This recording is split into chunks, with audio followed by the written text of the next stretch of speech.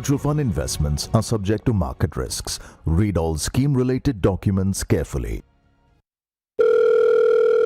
Hello?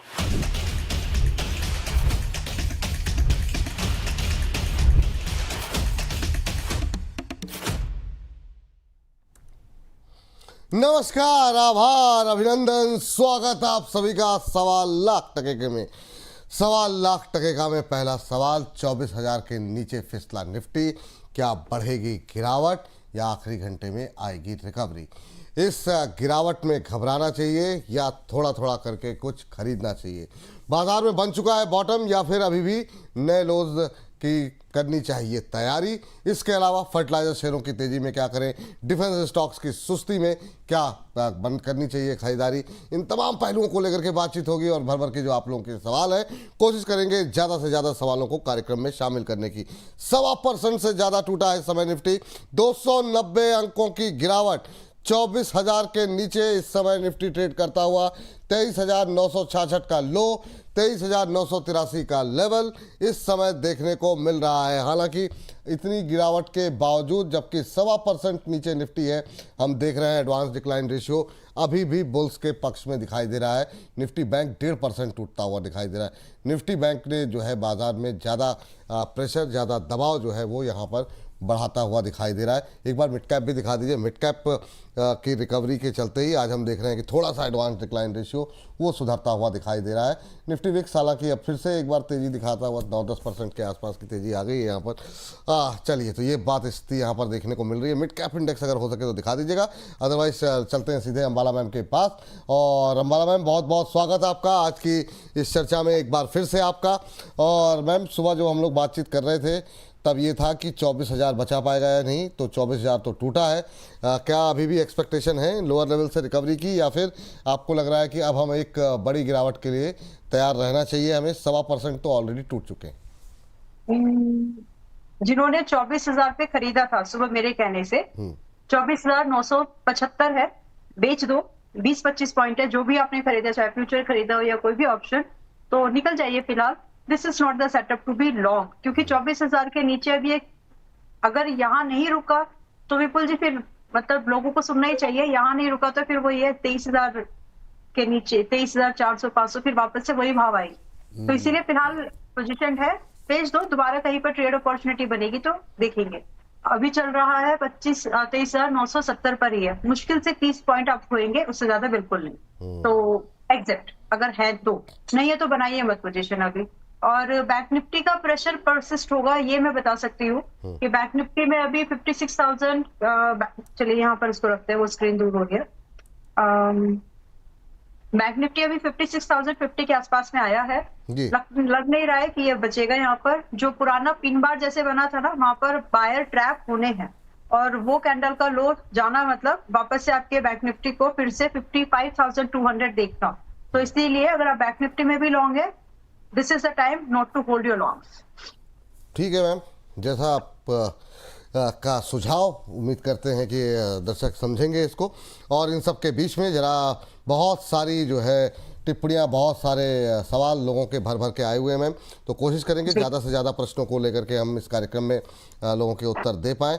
और काफ़ी लोगों के सवाल जो है, पहली टिप्पणी मैम आज लॉरस लैब के साथ शुरू करना चाहेंगे।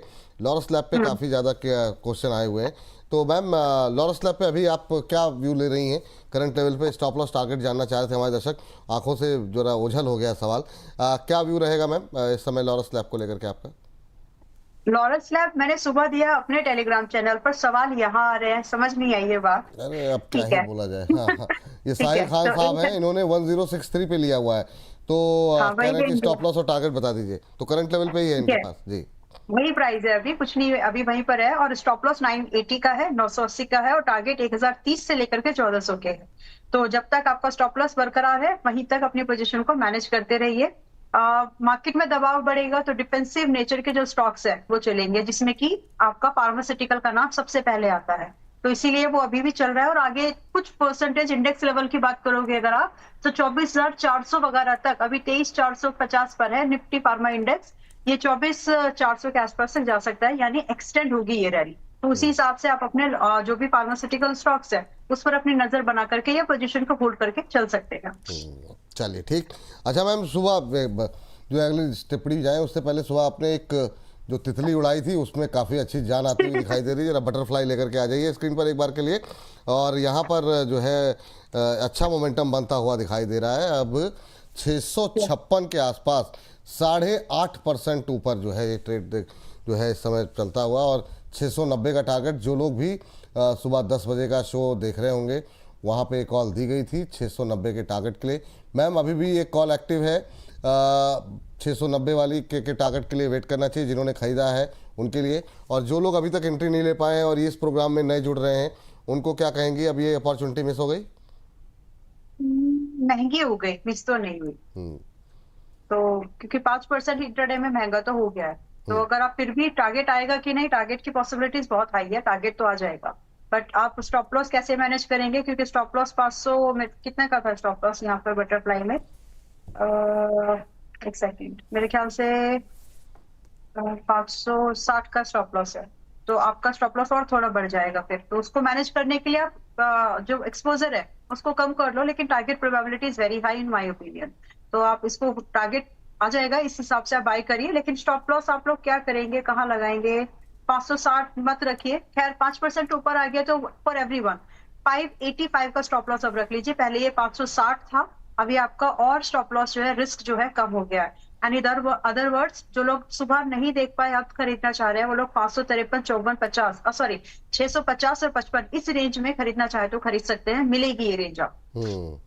एक व्हाट्सएप पे मोना सोना के नाम से इन्होंने आईडी बनाई, मतलब आईडी नहीं, व्हाट्सएप पे जो नाम इनके आ रहे हैं वो कह रही है अंबाला मैम थैंक यू, मैंने आरसीएफ में टारगेट बुक कर लिया है जो हिट हो गया है। चलिए थैंक यू आपको भी कि आप लोग जो है आपको प्रॉफिट हुआ। ऐसे ही आप लोगों को इस तरह की वोलेटाइल बाजार के अंदर प्रॉफिट होता रहे, यही हमारी कामना है। चलिए इस बीच जो है अगली टिप्पणी के लिए कल से एक सवाल लगातार आ रहा है, वो है रिगाल रिसोर्सेज को लेकर के। मैम जरा इसका उत्तर दे दीजिए, क्योंकि करें कि रिगाल रिसोर्सेज पे अभी क्या करें, ये अंशु जी हैं शायद, और इन्होंने 69 पे लिया हुआ है। क्या टिप्पणी रहेगी मैम रिगाल रिसोर्सेज को लेकर के? अभी क्या करना चाहिए? ₹1 इनके बन रहे हैं, आज 11% ऊपर है, तो अभी इनको क्या कोई ट्रेलिंग स्टॉप लॉस देंगे या प्रॉफिट बुक करें? ₹1 ही बन रहा है। प्रॉफिट मत, ट्रेलिंग स्टॉप लॉस यूज कर लीजिए। वैसे मैंने रिगाल कहाँ पर दिया है, मैं एक मिनट चेक कर लूं क्या? नहीं कोई बात नहीं मैम, अगर अभी के लिए बता दीजिए। जो भी है, यस जो भी है, आपकी पोजीशन अभी सही, आपने सही जगह पर इस स्टॉक को बाय किया है। सो फॉर दैट पर्पस अभी आप एक स्टॉप लॉस ट्रेलिंग यूज कर लीजिए 64 पर। बाइंग आपकी 69 की है, तो थोड़ा सा रिस्क लो, ताकि आप अभी 78.81 के आसपास में है। 76 रुपए से 90 रुपए के टारगेट मैं इसमें दे चुकी हूँ और वो पॉसिबल है कि आ जाएंगे, तो आप उसके लिए इसको होल्ड करके अभी भी चल सकते हैं। इनफैक्ट 12%, 12.5% हुआ है। आज का अपर सर्किट इसका 76 का है, मोस्ट लाइकली हिट हो जाएगा। मोस्ट लाइकली हिट हो जाएगा, ये बात यहाँ पर निकल करके आई है। और इस सबके बीच में चलते हैं अगले दर्शक के पास, और इस बीच अगली टिप्पणी जो हमें भेजी गई है लॉरस लैब पे हम लोगों ने कवरेज कर ली है। और इस बीच शेयर बाजार न्यूज़ के नाम से इन्होंने आईडी बनाई हुई है, कह रहे हैं हुडको में 17% का लॉस में हूँ, मुझे कोई ऐसा स्टॉक्स बता दीजिए जिससे मैं 2 महीने में ये लॉस कवर कर लूँ। अच्छा गुरुदेव, ये मतलब अच्छी बात है कि मतलब नुकसान आप करें, फिर यहाँ पर 1 महीने के अंदर डेडलाइन भी आपने सेट कर दी। मैम क्या सलाह रहेगी इनके लिए? कोई टिप्पणी होगी? 17% का लॉस इनको हुडको में हो रहा है, और ये चाह रहे हैं कहीं पे कोई कंपनसेशन हो सकता है। नज़रिया इन्होंने 2 महीने का रखा है, आप अगर चेंज करना चाहें तो आप बता सकते हैं। वैसे तो 1 दिन में भी हो सकता है अगर स्टॉक सही चल जाए तो, लेकिन एक्सपेक्टेशन गलत है ये। अभी जैसे रेगाल है, चल सकता है ये अभी भी, तो आपकी खरीदने की अगर क्षमता है तो आप देखो इसको। मैंने जैसे बोला है कि 76 का इसका सर्किट है, मोस्ट लाइकली आज हिट हो जाएगा, तो अभी तो 71.80 के आसपास में है, you can think of it. दूसरा बटरफ्लाई एक वैल्यू इन्वेस्टमेंट है, उसमें आप थोड़ा बहुत चाहे तो उसमें पैसा लगाने के बारे में सोच सकते हैं, अच्छा स्टॉक है। रिगाल में सिर्फ टेक्निकल प्ले है, बटरफ्लाई में एक वैल्यू इन्वेस्टमेंट का मौका है, पूरे सिचुएशन जो हो रही है ना उसको ध्यान में रखते हुए। तो ये 2 स्टॉक्स में अगर आप चाहें, अभी सामने ही है ये स्टॉक आपके, आप इसको देख सकते हैं। और रिक्वेस्ट रहेगी कि शोज को रेगुलरली देखो, क्योंकि अगर आप ऐसा करेंगे तो जो अपॉर्चुनिटीज आती है, चाहे वो हैप्पीएस्ट माइंड की हो, आरसीएफ की हो, मतलब लेट्स नॉट नेम, बट वो जो अपॉर्चुनिटीज है वो आपको मिलती रहेंगी। And it's always a probability, stop loss भी होते हैं, तो जब स्टॉप लॉस हो तब चुपचाप निकल भी जाइए और चुपचाप से प्रॉफिट बुक भी करते रहिए। So these are the things जो आप चाहे तो आप देख सकते हैं अभी। ठीक, तो बिल्कुल जो है आप लोग नियमित रूप से देखा कीजिए। इस बीच AWL को लेकर के हमारे एक दर्शक हैं, नाराज हो रहे हैं और कह रहे हैं सर मॉर्निंग में भी 100 कमेंट किए थे 10 बजे से AWL को लेकर के क्या करना चाहिए। 100 शेयर हैं 310 पर, 2 साल से होल्ड कर रहा हूँ, लॉस चल रहा है, होल्ड करूं या फिर एवरेज करूं या फिर सेल कर दूं, एडवाइस देना। AWL कई बार हमारे मंच पर डिस्कस हुआ, बहुत पॉजिटिव व्यू पहले नहीं रहा इस पर। अब अभी की स्थिति में क्या रुख बदला है अम्बाला जी का, वो मैं पूछ लेता हूं। मैम, अदानी ग्रुप की एक कंपनी जिससे अदानी जी जो है खुद ही एग्जिट हो गए, आज थोड़ी सी तेज़ी आई हुई है, अब 310 की खरीद है। अब क्या ही मतलब इस पर टिप्पणी की जाए, इनको काफ़ी लंबा समय हो गया है होल्ड करते हुए, आपकी राय क्या रहेगी? 2 साल से होल्ड कर रहे हैं और कोई स्टॉप लॉस नहीं, कुछ नहीं, पड़े हुए हैं, आपकी टिप्पणी क्या रहेगी अदानी विल्मर को लेके? लॉस बुक कर ले, थोड़ा सा बाउंस बैक का वेट कर लीजिए, एग्जिट थोड़ा बेहतर मिल सकता है आपको। आपकी बाइंग बहुत ऊपर की है, I understand that, but still अगर आप चाहे तो थोड़ा सा एक बेटर एग्जिट का वेट कर सकते हैं, जिसकी पॉसिबिलिटीज एंड प्रोबेबिलिटी इस समय के प्राइस के हिसाब से दोनों बनती है। तो 210 से 235 का तो भाव आपको दिख जाएगा, चाहे तो वहां पर एग्जिट का प्लान आप कर सकते हैं। रिगाल रिसोर्सेज 72 पर आ रहा है, मतलब 76 का सर्किट एक्चुअली हिट होने जैसा लग रहा है, तो अगर किसी को देखना है तो अभी भी देख सकते हैं। वेल, दूसरा चीज ये, मैं मतलब जैसे अदानी ग्रुप और की बात जब निकली है तो इसमें से AWL से इन्होंने एग्जिट लिया था, तो आप उसको इस तरह से भी समझ सकते हैं कि जो खाने पीने वाले सेगमेंट्स हैं वो इन्होंने किसी दूसरे बिजनेस के लिए, हाउस के लिए छोड़ दिए हैं, और जो मेन बिजनेसेस हैं, कोर सेक्टर के जो बिजनेस आते हैं, तो वो कुछ उनमें उनका फोकस है। तो फिलहाल मतलब फोकस को समझिए, और इसमें से अगर आप चाहें तो बाउंस पे निकलना, मतलब रिकवरी जैसी, ऐसा नहीं है कि एक्सटेंड होकर के 350 400 आ जाएगा। दैट्स व्हाई आई सेड आपका लॉस कम होगा, वो वाली प्रोबेबिलिटी है, उस पर एग्जिट लेना। जी चलिए, ये बात यहाँ पर निकल के आई है। इस बीच चलते हैं अगली टिप्पणी के लिए, और ये टिप्पणी जो है हमारे दर्शक ने भेजी हुई है और वो जानना चाह रहे हैं कि GAEL को लेकर के। मैम, GAEL से पहले चलिए ठीक है, पहले GAEL ही डिस्कस कर लेते हैं। मैम जरा इस पर जरा एक नज़र डालिए, क्योंकि और भी लोगों के सवाल हैं।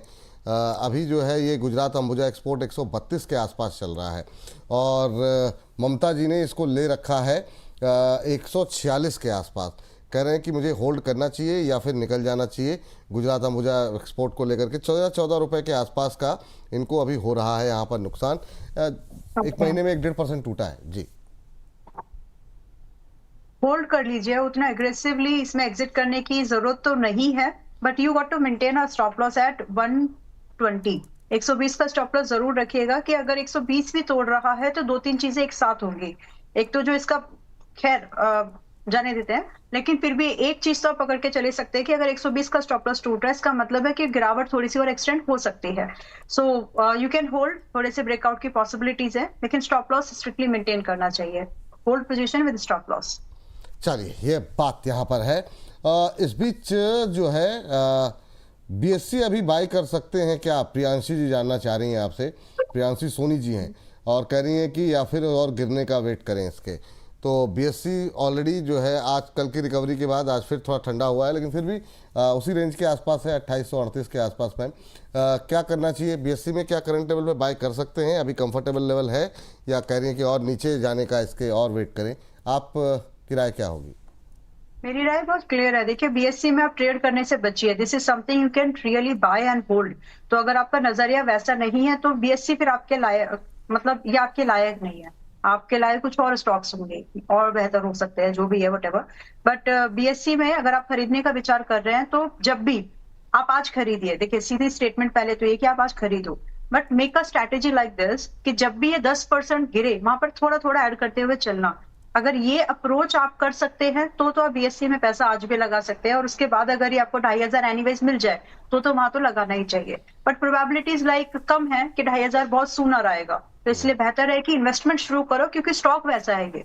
तो आप पैसा लगाइए, लेकिन अगर 10% टूटे चांसेस हैं तो वहां पर आप थोड़ा बहुत एडिशन करके हमेशा चलना। यही एक बढ़िया स्ट्रैटेजी मुझे BSC जैसे स्टॉक्स में लगती है, या फिर रिलायंस जैसे, भारतीय एयरटेल जैसे, ये जो अच्छे स्टॉक्स है ना, उनमें ये स्ट्रैटेजी आपको यूज करनी चाहिए, रादर कि आप ट्रेड इवेंट को ढूंढ लें। ठीक। अच्छा, एक रिक्वेस्ट आप सभी दर्शकों से रहेगी कि जो लोग भी हमें व्हाट्सएप पे कार्यक्रम देखते हुए सवाल भेजते हैं, हर बार ये डेली बेसिस पे रिक्वेस्ट करना भी थोड़ा सा अजीब सा लगता है। आप लोग सवाल भेज देते हैं, फिर हमारी टीम जब कॉल करती है तो लोग फ़ोन नहीं उठाते हैं।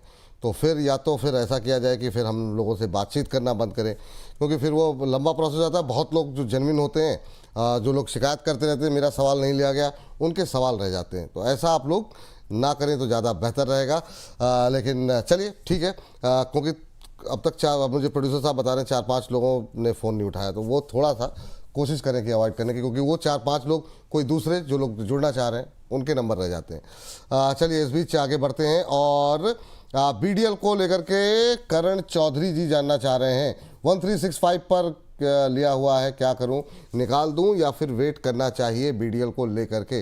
भारत डायनेमिक्स में 1365 की इनकी खरीद है और उसी के भाव पर है, बिल्कुल जहां पे इन्होंने खरीदा हुआ है उसी के आसपास चल रहा है। आपकी टिप्पणी क्या रहेगी? क्या अभी बीडीएल को क्या करना चाहिए जिनके पास है? स्टॉप लॉस मेंटेन कर लीजिए 1230 का और उसी के साथ होल्ड करिए। और अगर 1230 टूट जाता है, अगर आपने मेरे कंसिडरेशन पर लिया तो मेरे लिए स्टॉप लॉस 1230 ही है, और अगर ये टूट जाता है तो दोबारा खरीदारी 1100 या फिर 1050 के पास होगी, उससे पहले भी। ये बात यहाँ पर है। चलिए अगली टिप्पणी लेते हैं और हमारे अगले दर्शक की तरफ से जो प्रश्न आया है मैम, वो आया हुआ है पावर ग्रिड को लेकर के। जसचिल जी जानना चाह रहे हैं, फ्रेश बाई करना चाह रहे हैं पावर ग्रिड पे। कल हम लोगों ने काफ़ी ज़्यादा डिटेल में बातचीत की थी पावर स्टॉक्स को लेकर के। अभी पावर ग्रिड पे लेकर के मैम क्या व्यू है? आज आधे % की मजबूती है, 300 के आसपास अभी चल रहा है और ये थोड़ा सा इन्हीं लेवल्स के आसपास आकर के मैम थोड़ा सा हिचकिचाता है। 52 वीक हाई इसका 322 रुपये के आसपास है। क्या करना चाहिए अभी? एक वहीं पे जाके अटकेगा या उम्मीदें हैं चलने की इस बार? विपुल जी, 310 से लेकर के 270 की रेंज में इसको कुछ दिनों तक ट्रेड करना है, और यही रेंज ऐसी रेंज है जहां पर आप धीरे धीरे चाहें तो एक्यूमुलेट कर सकते हैं। तो अब इसमें सेकंड सवाल ये आ सकता है कि 300 पर खरीदे या नहीं खरीदे, फिर क्या 270 का ही वेट करें? नहीं, वेट नहीं करना चाहिए। आप ये स्ट्रेटेजिकली आप ऐसे चल सकते हैं कि 60% पैसा आप चाहें तो 300 के पास लगाओ, और अगर 270 आ जाए, विच इज लाइक 30 और 40% प्रोबेबिलिटी होती, अगर 270 पर आ जाए तो वहां पर आप और एडिशन कर सके, और पैसा भी आपको उतना ही बचा के रखना है जितनी प्रोबेबिलिटी है। नाउ इसमें फ्यूचर मुझे ब्राइट लगता है, क्योंकि एनर्जी बनाए कोई भी, वापस एक स्टेटमेंट 2-3 बार ये दे चुकी हूँ, इससे पहले जब भी डिस्कस करती हूँ, किसी भी रिसोर्स से एनर्जी बनेगी। पावर ग्रिड इज समथिंग जो उसमें प्रॉक्सी इन्वेस्टमेंट के तौर पर काम आता है, यानी उसका पावर ग्रिडिंग का जो ग्रिड्स बनते हैं, जो ग्रिड का जो सेटअप होता है, ये कंपनी उसकी स्पेशलाइज्ड है। तो अगर ये होगा तो डेफिनेटली इसकी डिमांड आगे भी बढ़ेगी। सो इन दैट वे आप इसको अभी भी 300 से 270 की रेंज में आप धीरे धीरे चाहे तो बिल्कुल बाय करके चल सकते हैं। नाउ जो आपके लिए पॉसिबल टारगेट होंगे यहाँ से, it should be not less than 320-330 की रेंज से तो कम नहीं होना चाहिए एनीवेज, बट अगर आप इसको होल्ड करके चल जाएं तो शायद 350 का टारगेट आपको मिल जाएगा। एंड आज हम 11 मार्च को बात कर रहे हैं, अगले 3 से 6 महीने का नजरिया कम से कम लेकर के चलिए अगर आप पावर ग्रिड जैसे स्टॉक में पैसा लगा रहे हैं। नाउ अगर आपको स्टॉप लॉस मेंटेन करना है कि 270 तक अगर आप बाय कर रहे हो, so you have to maintain your stop loss at just at a recent support which is 250। ये इनफ है, अगर आप इसको मैनेज कर लेंगे मोस्ट लाइकली टारगेट आपको आराम से दिखेंगे। और फर्स्ट टारगेट जी हाँ बोल दीजिए, कंप्लीट कर लीजिए, हो गया? नहीं बस ठीक है। हाँ। मैम पावर को एक साथी का और ज़्यादा शेयर भी आ गए हैं हमारे पास। टाटा पावर को लेकर के हमारे एक दर्शक हैं, जानना चाह रहे हैं कि अभी टाटा पावर में क्या करना चाहिए। एक जो है ATGL को लेकर के काफ़ी सारी क्वेरीज हमारे पास आ रही हैं, उसको आगे डिस्कस कर लेते हैं, पर पहले टाटा पावर ले लेते हैं। और NTPC ग्रीन पे विष्णु प्रजापति जानना चाह रहे हैं, वो उन्होंने 112 पे लिया हुआ है, तो NTPC ग्रीन पे भी बात करेंगे, साथ में NTPC भी कवर कर लेंगे। पहले टाटा पावर में। Tata Power is a clear cut buy, मतलब बाय करो और होल्ड करो, ट्रेड करने से बचो। If you can do this, buy it. Possible target वैसे तो कल भी मेरे ख्याल से स्विंग का टारगेट 390 का था, याद नहीं आ रहा है, तो लेट इट बी। बट जो भी है, अभी इसको अगर आप बाय करके होल्ड करके चल सकते हैं, इन्वेस्टमेंट लायक है। अदानी ग्रुप जैसा वॉलेटाइल नहीं होगा, स्टेबल चलेगा, धीरे चलेगा, लेकिन रिटर्न की पॉसिबिलिटीज है। अब आप इसको 380, 385 इस प्राइस रेंज में बाय करके चलिए, आज यही रेंज होगी, इससे ज्यादा नहीं जा रही है कहीं पर फिलहाल के लिए। And possible target for upside अगर आप देखोगे तो आपको 420-30 ये रेंज है, आपकी मर्जी है उस रेंज में आपको प्रॉफिट बुलाना है, बुक करना है या नहीं। Otherwise you can hold it for 450 kind of target, जो कि पॉसिबल है। मैं थोड़ा रेंज को स्पेसिफाई इसलिए नहीं बोल रही हूँ क्योंकि कुछ स्टॉक्स ना आप रख के चल सकते हो, तो ये वैसे से ही है। रही बात की स्टॉप लॉस कितना, तो कम से कम 355 रुपए का अब स्टॉप लॉस होगा आज की फॉलोइंग कैंडल को देख करके। ठीक है मैम। और ये जो एनटीपीसी की ग्रीन को लेकर के बहुत लोग परेशान है, चल नहीं रहा है वो, उसमें आपका व्यू क्या है? विष्णु जी ने 112 पे ले रखे हैं, और साथ ही साथ आज एनटीपीसी भी ले लीजिएगा। एनटीपीसी में अच्छा फिर से रिकवरी थोड़ी सी आ रही है, ये चलेगा कि नहीं मैम एनटीपीसी ग्रीन? अगर मुझे पता होता ये चलेगा तो मैं बेचती नहीं। मैंने भी इसको 110 के पास में खरीदे थे और अच्छे बड़े शिद्दत से खरीदा था कि हाँ ये बहुत बढ़िया स्टॉक है। इतना चला ही नहीं, फाइनली मैंने बेच दिया और फिर मैं कुछ और स्टॉक से मूव कर गई थी। But this stock is something really good. हीरा है लेकिन चमकने को टाइम ले रहा है, बस इतना ही है। और उसका एक रीजन ये भी था विपुल जी, क्योंकि जब लिस्टिंग हुई थी ना तो बहुत प्रीमियम पे लिस्टिंग हुई थी, तो वो प्रीमियम लिस्टिंग एडजस्ट होते होते टाइम करेक्शन, प्राइस करेक्शन सब लगता है। टाइम करेक्शन इसलिए क्योंकि कंपनी के नए बैलेंस शीट्स आते हैं, उसके रेफरेंस से फिर कंपनी प्राइस जो भी है, मतलब कटिंग इन शॉर्ट, तो ये सारी चीजें होती है। अगर बहुत बड़ी कोई भी लिस्टिंग बहुत अच्छे प्रीमियम पर हो जाती है, वो इसके साथ हुआ था जी। वेल अभी क्या करना है, बाय कर सकते हैं if you are seriously thinking to invest and want to hold it.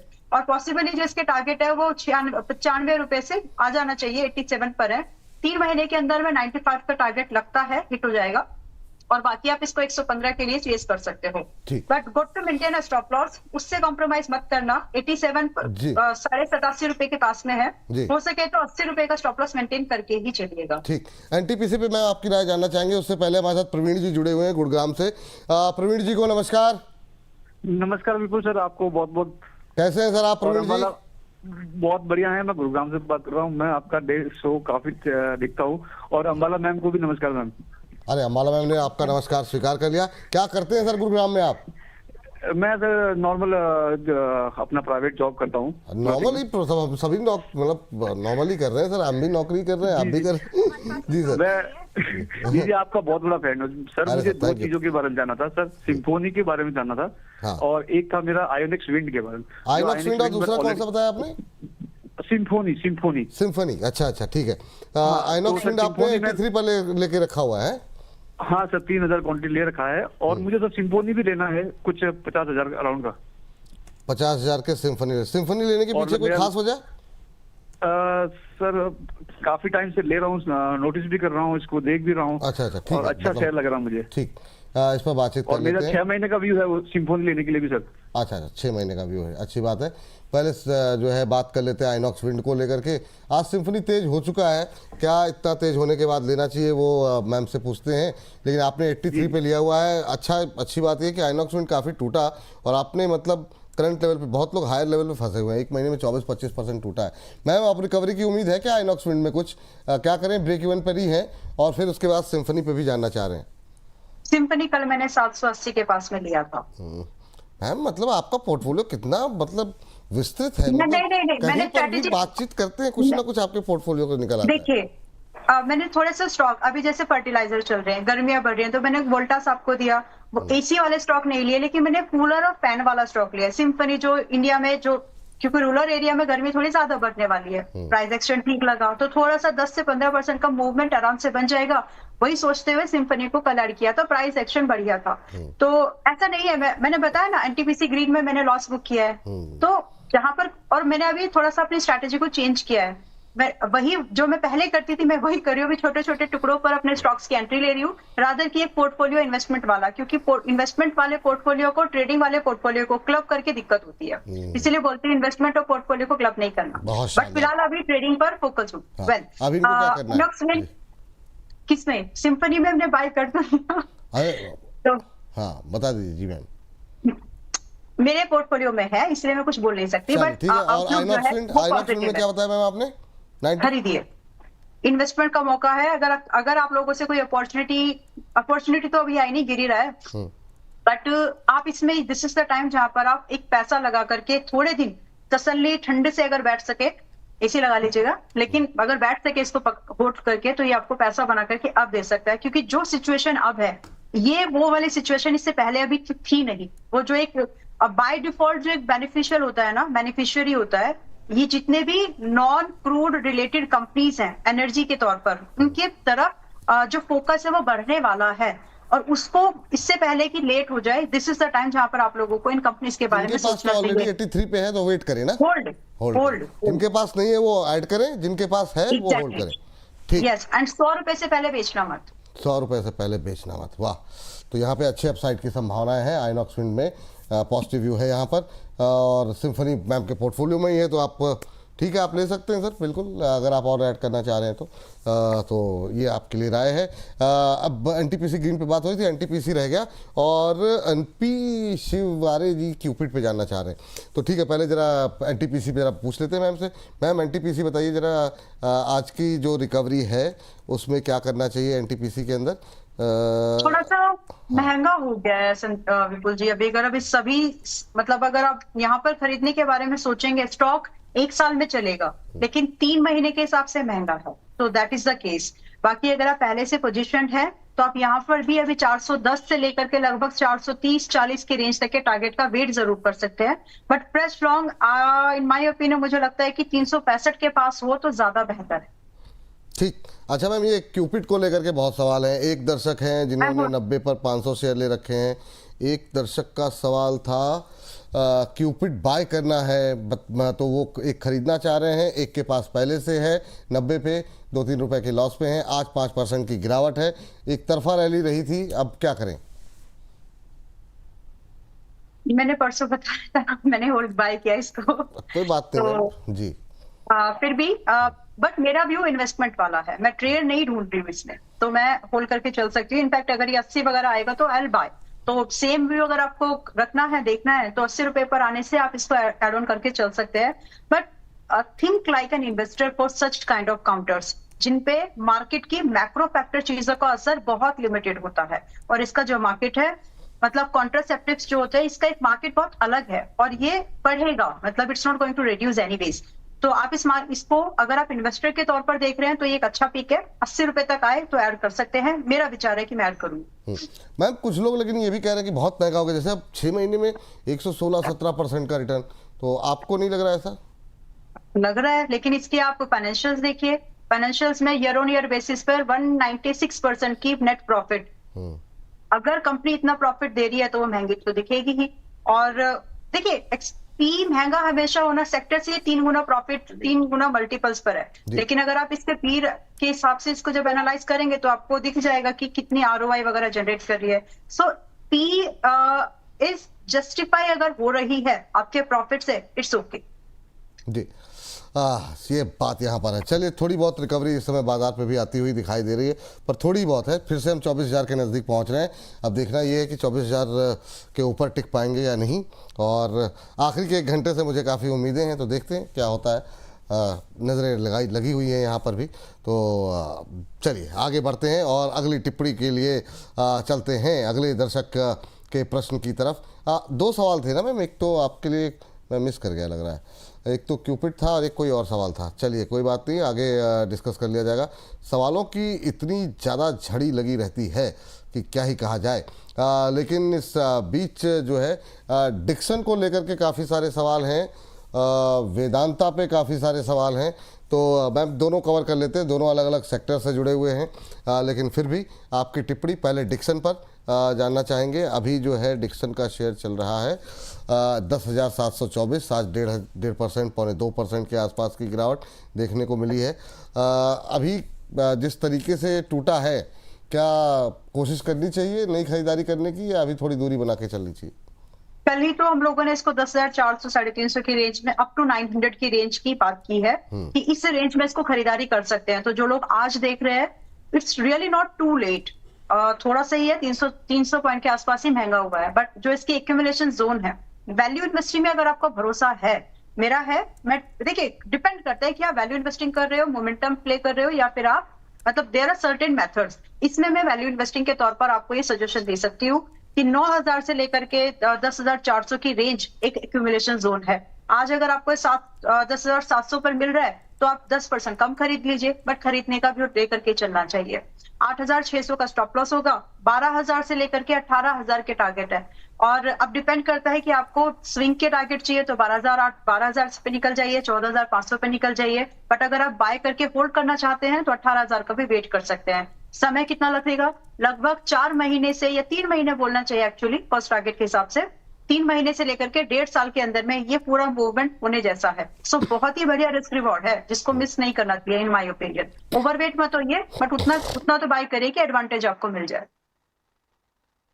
जी चलिए आगे बढ़ते हैं और अगली टिप्पणी के लिए बातचीत करने के लिए हमारे साथ फोन लाइन पे रिति जी जुड़ चुकी हैं अमृतसर से। रिति जी को नमस्कार। नमस्कार सर। कैसी हैं मैम आप? बहुत बढ़िया सर, आप बताइए। सब फर्स्ट क्लास मैम। कैसे लग रहे हैं कार्यक्रम आपको मैम रिति मैम? सर बहुत बढ़िया लग रहा है। मैं पिछले 6 महीने से आपको फॉलो कर रही हूँ और मैसेजेस भी करती होती हूँ। हाँ जी मैम, बिल्कुल बिल्कुल आप लोगों की टिप्पणियाँ आती रहती हैं और थैंक यू। आप जी लोग सर। लगातार कार्यक्रम के साथ बने रहिए और लोगों तक पहुँचाइए। अमृतसर से बोल रही हैं ना मैम आप? जी सर। चलिए बहुत अच्छी जगह से बोल रही हैं मैम आप और गोल्डन टेम्पल अपने आप में अद्भुत जगह है। बताइए मैम क्या प्रश्न है आपका? सर मैंने ना कॉल थी प्रदीप सर की 550 पे मैंने तब खरीदा था। तब उन्होंने बोला खरीदा था कि क्या था 600 का टार। हाँ जी, हलदार सर का। हाँ नहीं, स्टॉक कौन सा था? जेके टायर। हाँ जेके टायर जी। 540 पे सर उन्होंने कॉल दी थी, मैंने 550 पे बाय किया था और उन्होंने 600 पे पहले बोला था कि प्रॉफिट बुक कर लेना। मैंने तब किया नहीं था क्योंकि उन्होंने नेक्स्ट टारगेट 700 का दिया था। तो अभी वो नीचे आ चुका है, काफी नीचे आ चुका है। अगर 6 महीने तक सर मैं होल्ड कर सकती हूँ, अगर वो वापस अप जाता है मेरी बाइंग रेंज पे आता है तो। अब इसमें 2 समस्याएं हैं। देखिए पहले तो आपने टारगेट पहला मिस किया और दूसरा स्टॉप लॉस भी उन्होंने कुछ ना कुछ तो दिया ही होगा, किसी ने भी अगर जो भी कॉल दी गई हो तो स्टॉप लॉस भी आपने नहीं लगाया, टारगेट पे भी आप नहीं निकली। ऐसी ट्रेडिंग में ऐसी गलती मत किया कीजिए। दूसरी बात, अब थोड़ी सी एक समस्या क्रूड को लेकर के है। एक बड़ा रॉ मटेरियल होता है कच्चा तेल क्रूड जो है, और वो थोड़ा सा जितना वोलेटाइल हो रहा है वो थोड़ी सी अनिश्चितता इस सेक्टर को लेकर के बढ़ा रहा है। मैम आपका व्यू? मैम को काफ़ी नुकसान हो रहा है, करीब 110-120 रुपए के आसपास। अभी क्या करना चाहिए जेके टायर को लेकर के? अगर आपके पास में थोड़ा सा प्रोविजनिंग है तो 438 पर है, थोड़ा सा ऐड करने की कोशिश करिए if you can manage, otherwise it's fine. क्योंकि आपके पास ने टाइम आपने बता दिया, मैं 6 महीने तक होल्ड करके चल सकती हूँ। So with 6 month down the line view आपकी रिकवरी यहाँ पर पॉसिबल है। अब पॉसिबली जो टारगेट है मैं आपको यहाँ से आपके लिए जो पॉसिबल टारगेट है वो 480 तो मिनिमम होगा, बिकॉज अब ये यहाँ से उठने की बात कर रहे हैं हम लोग, ना कि कहाँ से आ रहा है। तो 480 से लेकर के 535 के भाव इसमें आ सकते हैं अगर सब कुछ थोड़ा सा जल्दी ठीक हो जाए। अगर बहुत प्रोलॉन्ग हो गई सिचुएशन, यानी जून तक भी खिंच गई, तो समय ज्यादा लगेगा, तब आपके टारगेट 6 महीने में नहीं आएंगे। लेकिन अगर अप्रैल तक भी सिचुएशन सुधर जाती है, जो इतना भी ये ग्लोबल वॉर कंडीशन की वजह से क्रूड के प्राइस और अनसर्टेनिटी वाला माहौल जो अगर वो सुधर जाता है, तो 6 महीने के डाउन द लाइन में अप्रैल तक अगर ये हो गया तो आपको आपका भाव मिल जाएगा, एग्जिट मिल जाएगा फॉर दैट मैटर। बट अगर आप चाहें, अब इतने नीचे आप आ गए हैं तो मैं आपको स्टॉप लॉस एग्जिट की सलाह नहीं दे सकती। आप यहाँ पर थोड़ा सा होल्ड करके ही चले तो आपको इसमें एक बेटर एग्जिट मिल सकता है। That is the only view I could share with you now. ये बात मैम, एक सवाल हमारे दर्शक ने व्हाट्सएप पे पूछा है MCX को लेकर के, और उन्होंने 2997 और कह रहे हैं कि करीब 3000 की खरीद हो गई इनकी, और कह रहे हैं कि 5 से 7 साल यहाँ पर निवेश करना चाह रहा हूँ, क्या ये मेरा निवेश जो है वो सुरक्षित रहेगा? स्पाइडर टॉक के नाम से इन्होंने व्हाट्सएप पे जो नाम आ रहा है इनका वो ये है। 25 शेयर ले रखे हैं करीब 3000 के आसपास, 5 से 7 साल रखना चाह रहे हैं, क्या ये सुरक्षित रहेगा? क्या टिप्पणी रहेगी आपकी MCX को लेकर के? यस, पहले तो मैं आपको on air he hi fi देना चाहती हूँ, मेरा भी यही व्यू है और इसीलिए मैं इसको होल्ड करके चलती हूँ, क्योंकि ये स्टॉक वैसा ही है कि आप 5-6 साल, मतलब इट इज लाइक कि आप आज खरीदो और अपने बच्चे के लिए भी आप बाय करके छोड़ना चाहो ना, हो जाएगा आपका काम। आप आज खरीद रहे हो, बच्चा आपका 1 साल का, उसके एजुकेशन के लिए बाय करना चाहते हो, तो मतलब होता है ना कि क्या खरीदे, ये खरीदो, ऐसे स्टॉक्स खरीदे जो फाइनेंशियल सेक्टर में, मतलब जो, इसको मैं आपको और साधारण भाषा में समझा सकती हूँ। ये जो एक्सचेंजेस है ना, मतलब टू बी स्पेसिफिक, एक्सचेंज वाला बिजनेस कहीं नहीं जाने वाला है। और हो सकता है कि फ्यूचर में अगर एक्सचेंज डायरेक्टली ट्रेड करने की भी प्रोविजनिंग ला दे तो शायद ये बिजनेस और जल्दी से लीप एंड बाउंड प्रॉफिट होंगे इनके। तो ये सब चीजों के मद्देनजर आपने जो सोचा है 5-6 साल की इन्वेस्टमेंट, मतलब बहुत बढ़िया है, अच्छे से संभाल के रखिए। और जब आपके बाइंग से आपको लग रहा है कि आपका जो एवरेज प्राइस चल रहा है, यही एक सिंपल स्ट्रेटेजी यूज करना। जैसे आपका एवरेज प्राइस आपको लग रहा है उससे 10% गिरा, उस दिन जरूर खरीदना। जो भी आपका एवरेज प्राइस चल रहा है वहां से अगर 10, उससे पहले एवरेज करना नहीं, लेकिन 10% आपके एवरेज प्राइस से जब आपको लग रहा है कि गिर रहा है, खरीद सकते हैं अंटिल ये आपके पोर्टफोलियो का 5% तक है। दैट इज दी मैक्सिमम मेरी ओपिनियन में, जो कि 5% तक तो पोर्टफोलियो में एमसीएक्स रखा जा सकता है। ठीक, ये बात है यहाँ पर। मैम, ये जो आपकी ने जो नई रणनीति बताई है सुजलॉन को लेकर के, उसके बाद सवालों की झड़ी आपको देखने के बाद लोगों की काफ़ी बढ़ जाती है। सुबह भी बातचीत में काफ़ी सारे लोगों ने पूछा, अभी भी काफ़ी सारी टिप्पणियाँ आ रही हैं सुजलॉन को लेकर के। एक बार मैं चाहूँगा कि बहुत सारे लोग नए सुन रहे होंगे तो अपना व्यू एक बार फिर से आप रिपीट कर दें सुजलॉन को लेकर के, उनके लिए भी जो लोग नई बाइंग करना चाह रहे हैं, उनके लिए भी जो लोग काफ़ी दिन से जिनके पास पोर्टफोलियो में पड़ा हुआ है। ऑलराइट, तो विपुल जी 37 रुपीज का स्टॉप लॉस है जो क्लोजिंग बेस पर मेंटेन करना है। अगर किसी दिन गैप डाउन होने की वजह से अगर आपका 37 जा रहा है तो उस दिन आप होल्ड कर सकते हो, क्योंकि प्राइस ट्रेड होना चाहिए। तो 37 रुपीज का closing base traded price stop loss रख के आप अगर आज खरीदना चाहते हैं, क्योंकि 42 रुपए तक जब हम रेडी हैं एवरेज करने के लिए, तो ये 41.70 आप ऐड कर सकते हैं, बाय कर सकते हैं। एक्सपोजर उतना रखो जितना मैनेज कर सको और रॉ भाषा में जितना झेल सको। स्टॉप लॉस यहाँ पर 37 का होगा, इससे ज्यादा की जरूरत है नहीं। 10% का लॉस होने की अगर आपकी आज बायर जो फर्स्ट टाइम बाय करने के बारे में सोच रहे हैं, 10% का आज बाय करोगे तो लॉस हो सकता है, उसकी तैयारी रखो। एंड फॉर दैट कम से कम 44 रुपीज का आपका पहला टारगेट है, एंड इसके बाद सीधा जंप है 52 का सेकंड टारगेट पर। अब जो लोग एवरेज करने के बारे में सोच रहे हैं, एनर्जी, मैं सुजलॉन का लेकर के इसके बिजनेस मॉडल पर बहुत बुलिश हूँ, लेकिन होता है कि स्टॉक कई बार चलता नहीं है जब तक उसके ऊपर कुछ ऐसा स्पेशल फोकस ना आए, and this is the time. तो मेरे हिसाब से अगर आप एक इन्वेस्टर हैं तो यहाँ पर एवरेज करके थोड़ा बहुत चलो, लेकिन उतनी ही कोशिश करिए कि आपके पोर्टफोलियो का 5% से ज्यादा ना हो, क्योंकि हाई बीटा स्टॉक है। तो जब भी हाई बीटा मूवमेंट पे आएगा, अल्फा भी हाई ही जनरेट करेगा। ठीक, इस बीच 1000 से ज़्यादा लोग हमारे साथ जुड़े हुए हैं और आप सभी दर्शकों से बहुत बहुत धन्यवाद, हाथ जोड़ करके प्रणाम। और आप लोगों से हमेशा एक ही रिक्वेस्ट रहती है, जितना ज़्यादा हो सके और लोगों तक अपने इस कार्यक्रम को पहुंचाइए, ताकि ज़्यादा से ज़्यादा लोगों तक सही एनालिसिस पहुंच सके। आप अपने व्हाट्सएप स्टेटस पे लगा सकते हैं, अपने ऑफिस के जो कलीग्स हैं, परिवार के लोग हैं, उनके साथ लिंक को शेयर कर सकते हैं। बाकी ट्विटर पे, फेसबुक पे भी लिंक को शेयर करें, ताकि ज़्यादा से ज़्यादा लोग इस कार्यक्रम का हिस्सा बन सकें। चलिए आगे बढ़ते हैं। और मैं बात 2 सेक्टर जो आजकल थोड़ा सा बेहतर कर रहे हैं, उसमें एक तो सुबह हम लोग बात कर ही रहे थे, फर्टिलाइज़र, और एक है पावर।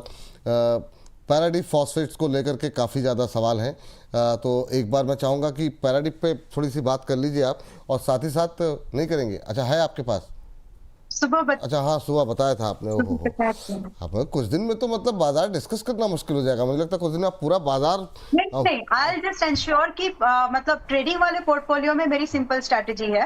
अब मैं थोड़ा सा वापस से, मतलब एक्चुअली हुआ क्या था, बीच में आई वाज लाइक कि चलो स्टॉक खरीद के छोड़ देते हैं। डॉक्टर का बहुत प्रेशर आ रहा था कि मतलब विजय आप इतना प्रेशर मत लो, आपका स्ट्रेस लेवल बढ़ रहा है। अब मैंने कोशिश की, पोर्टफोलियो रख के भी प्रेशर बढ़ ही रहा है, तो क्यों ना मैं वही कर लूं जो मैं जिसमें मेरे को अच्छे से मैं कर सकती हूँ। तो इसीलिए 24 से मतलब 20 से 25 का पोर्टफोलियो का ट्रेडिंग वाला रहता है, उसमें से जैसे जैसे थोड़ा बहुत बुक करके नया स्टॉक ऐड करना चलेगा, ऐसे रहेगा आगे भी। चलिए IEX देख लीजिए मैम, है ना, ये बात कम चलता है लेकिन अब चल रहा है, तो क्या ये चलता रहेगा, सवाल ये उठता है। हालांकि ये छुई मुई जैसा है, कोई नेगेटिव खबर आती है सबसे पहले गिर जाता है। IEX पे क्या करना चाहिए, आज 2-2.25% ऊपर है, आपका व्यू क्या है 123-24 के आसपास? बहुत दिनों के बाद इसमें थोड़ी सी मजबूती बनने की गुंजाइश बन गई है, तो एक बार अटेम्प्ट करना बनता है उस कंडीशन में जब आपका रिस्क छोटा हो। मुझे याद है हमने इससे पहले जब बात हुई थी तो वो जनवरी में हुई थी, शायद 10 या 9 जनवरी के आसपास में, यानी इसी साल हुई, लेकिन 2 महीने 1.5 महीने पहले। तो वापस से अब इसमें एक मौका बन रहा है, रिस्क क्योंकि छोटा है तो अटेम्प्ट लेना चाहिए। ठीक। एनर्जी सेक्टर का ही स्टॉक है। 123 रुपए 124 रुपए की रेंज में है। If you can manage a stop loss at 110 यानी 110 रुपए का स्टॉप लॉस अगर आप मेंटेन करो विच इज लाइक 15-12%, तो आपको अपसाइड के लिए जो टारगेट्स बन सकते हैं विद इन वीक, एक हफ्ते के लिए जो टारगेट बन सकते हैं, it gonna be something like 130 रुपए से लेकर के लगभग 145 रुपए के भाव एक महीने के दायरे पर आ सकते हैं। यानी 130 टारगेट कर रहे हो तो 1 वीक का व्यू लेके चलो, बट अगर आप एक पूरे महीने होल्ड करना चाहते हो तो 140 145 आप देख पाएंगे। तो क्योंकि रिस्क छोटा है, अटेम्प्ट करना चाहिए। ठीक है। इस बीच जीवन जी हमारे साथ फोन लाइन पर जुड़े हुए हैं। जीवन जी को नमस्कार। नमस्कार सर। कैसे हैं सर आप?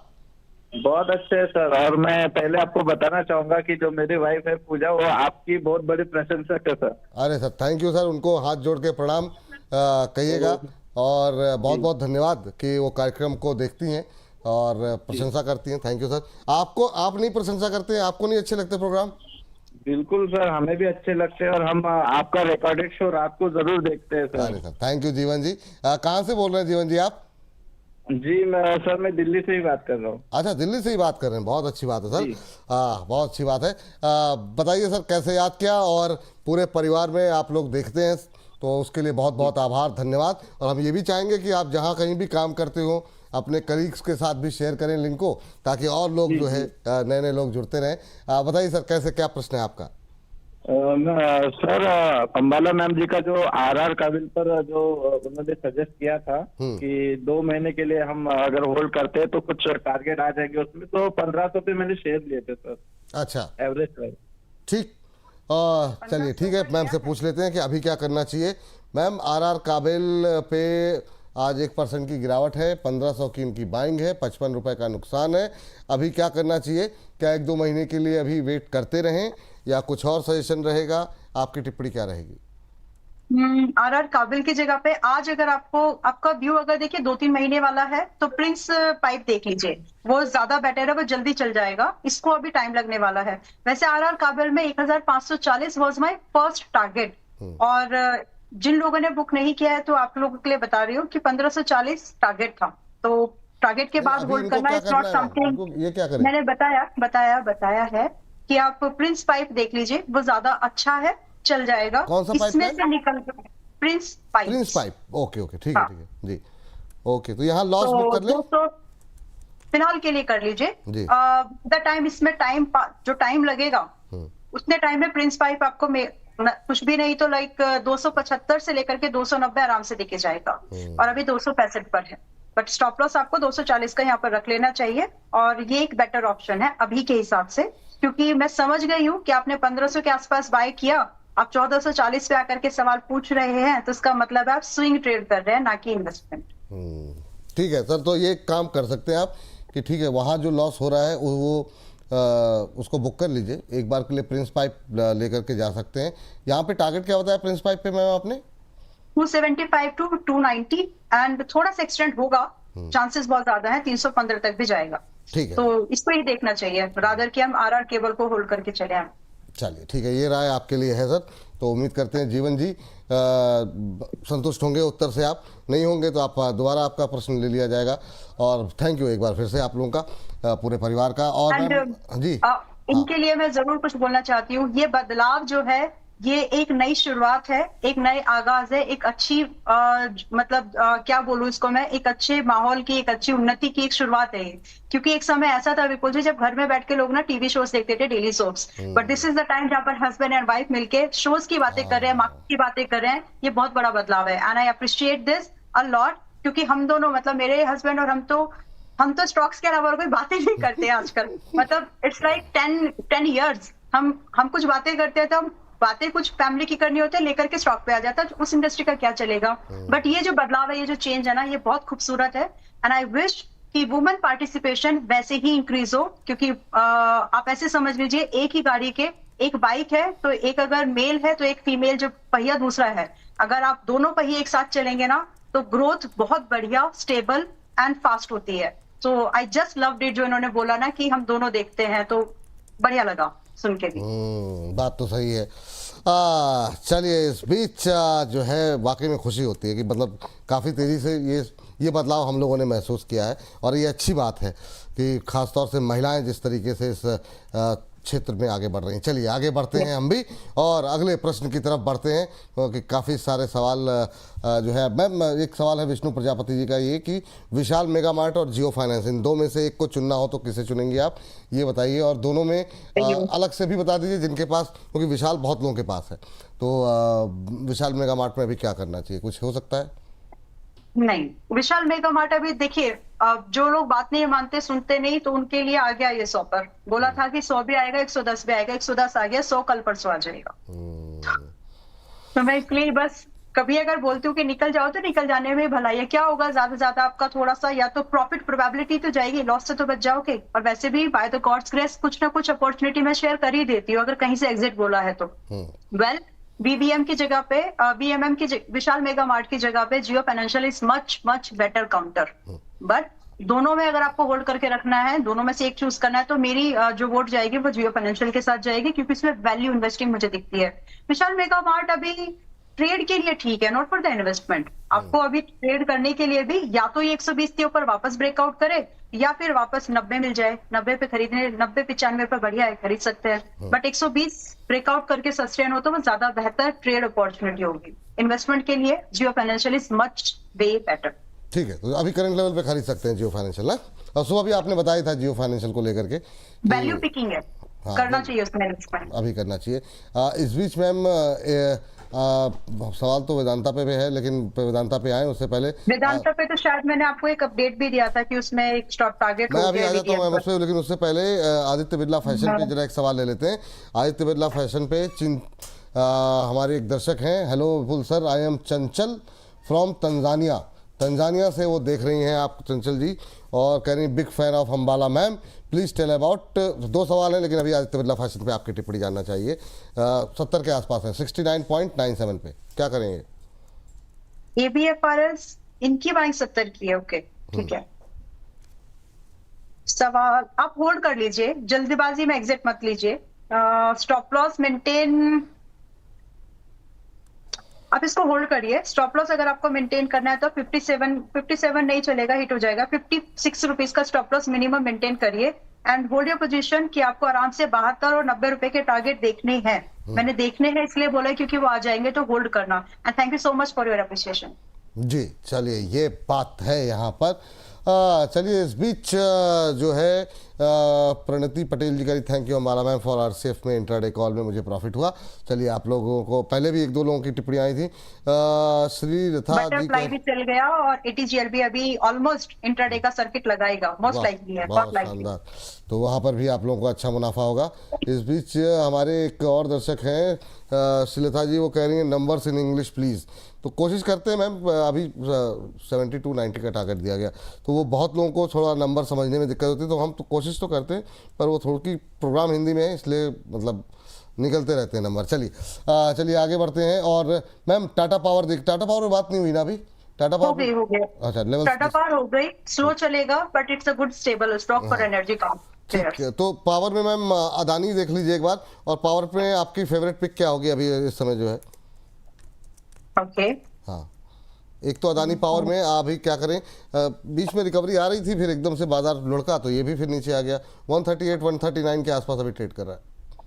जो आज खरीद रहे हैं ना, आपको उतना पैसा बचा के रखना है कि 125 पर आएगा तो आपको खरीदना है, ये तैयारी रखिए। मैं जब भी बोल रही हूँ अडानी पावर, तो मैं ये मेरे मुंह से निकल ही रहा है कि आप इसको 140 पे खरीदो या 45 पे या 30 पे या 35 पे, व्हाटएवर, मतलब 100 लगा लो। लेकिन 125 का भाव ऐसा है कि एक दिन वगैरह के लिए आ सकता है, वहां पर आपको एवरेज करने की जरूरत पड़ेगी, उसकी प्लानिंग करिए। और Adani Power is something that you can really buy and hold. Portfolio लायक हाई बीटा स्टॉक है, स्टेबल बैकग्राउंड से आता है, मतलब बहुत एग्रेसिव बिजनेस हाउस से आता है। तो 170-210 के टारगेट की मैं एक्सपेक्टेशन रख के चल रही हूँ। To be on safer side, just आप 110 रुपए का स्टॉप लॉस मेंटेन करके चल लीजिए।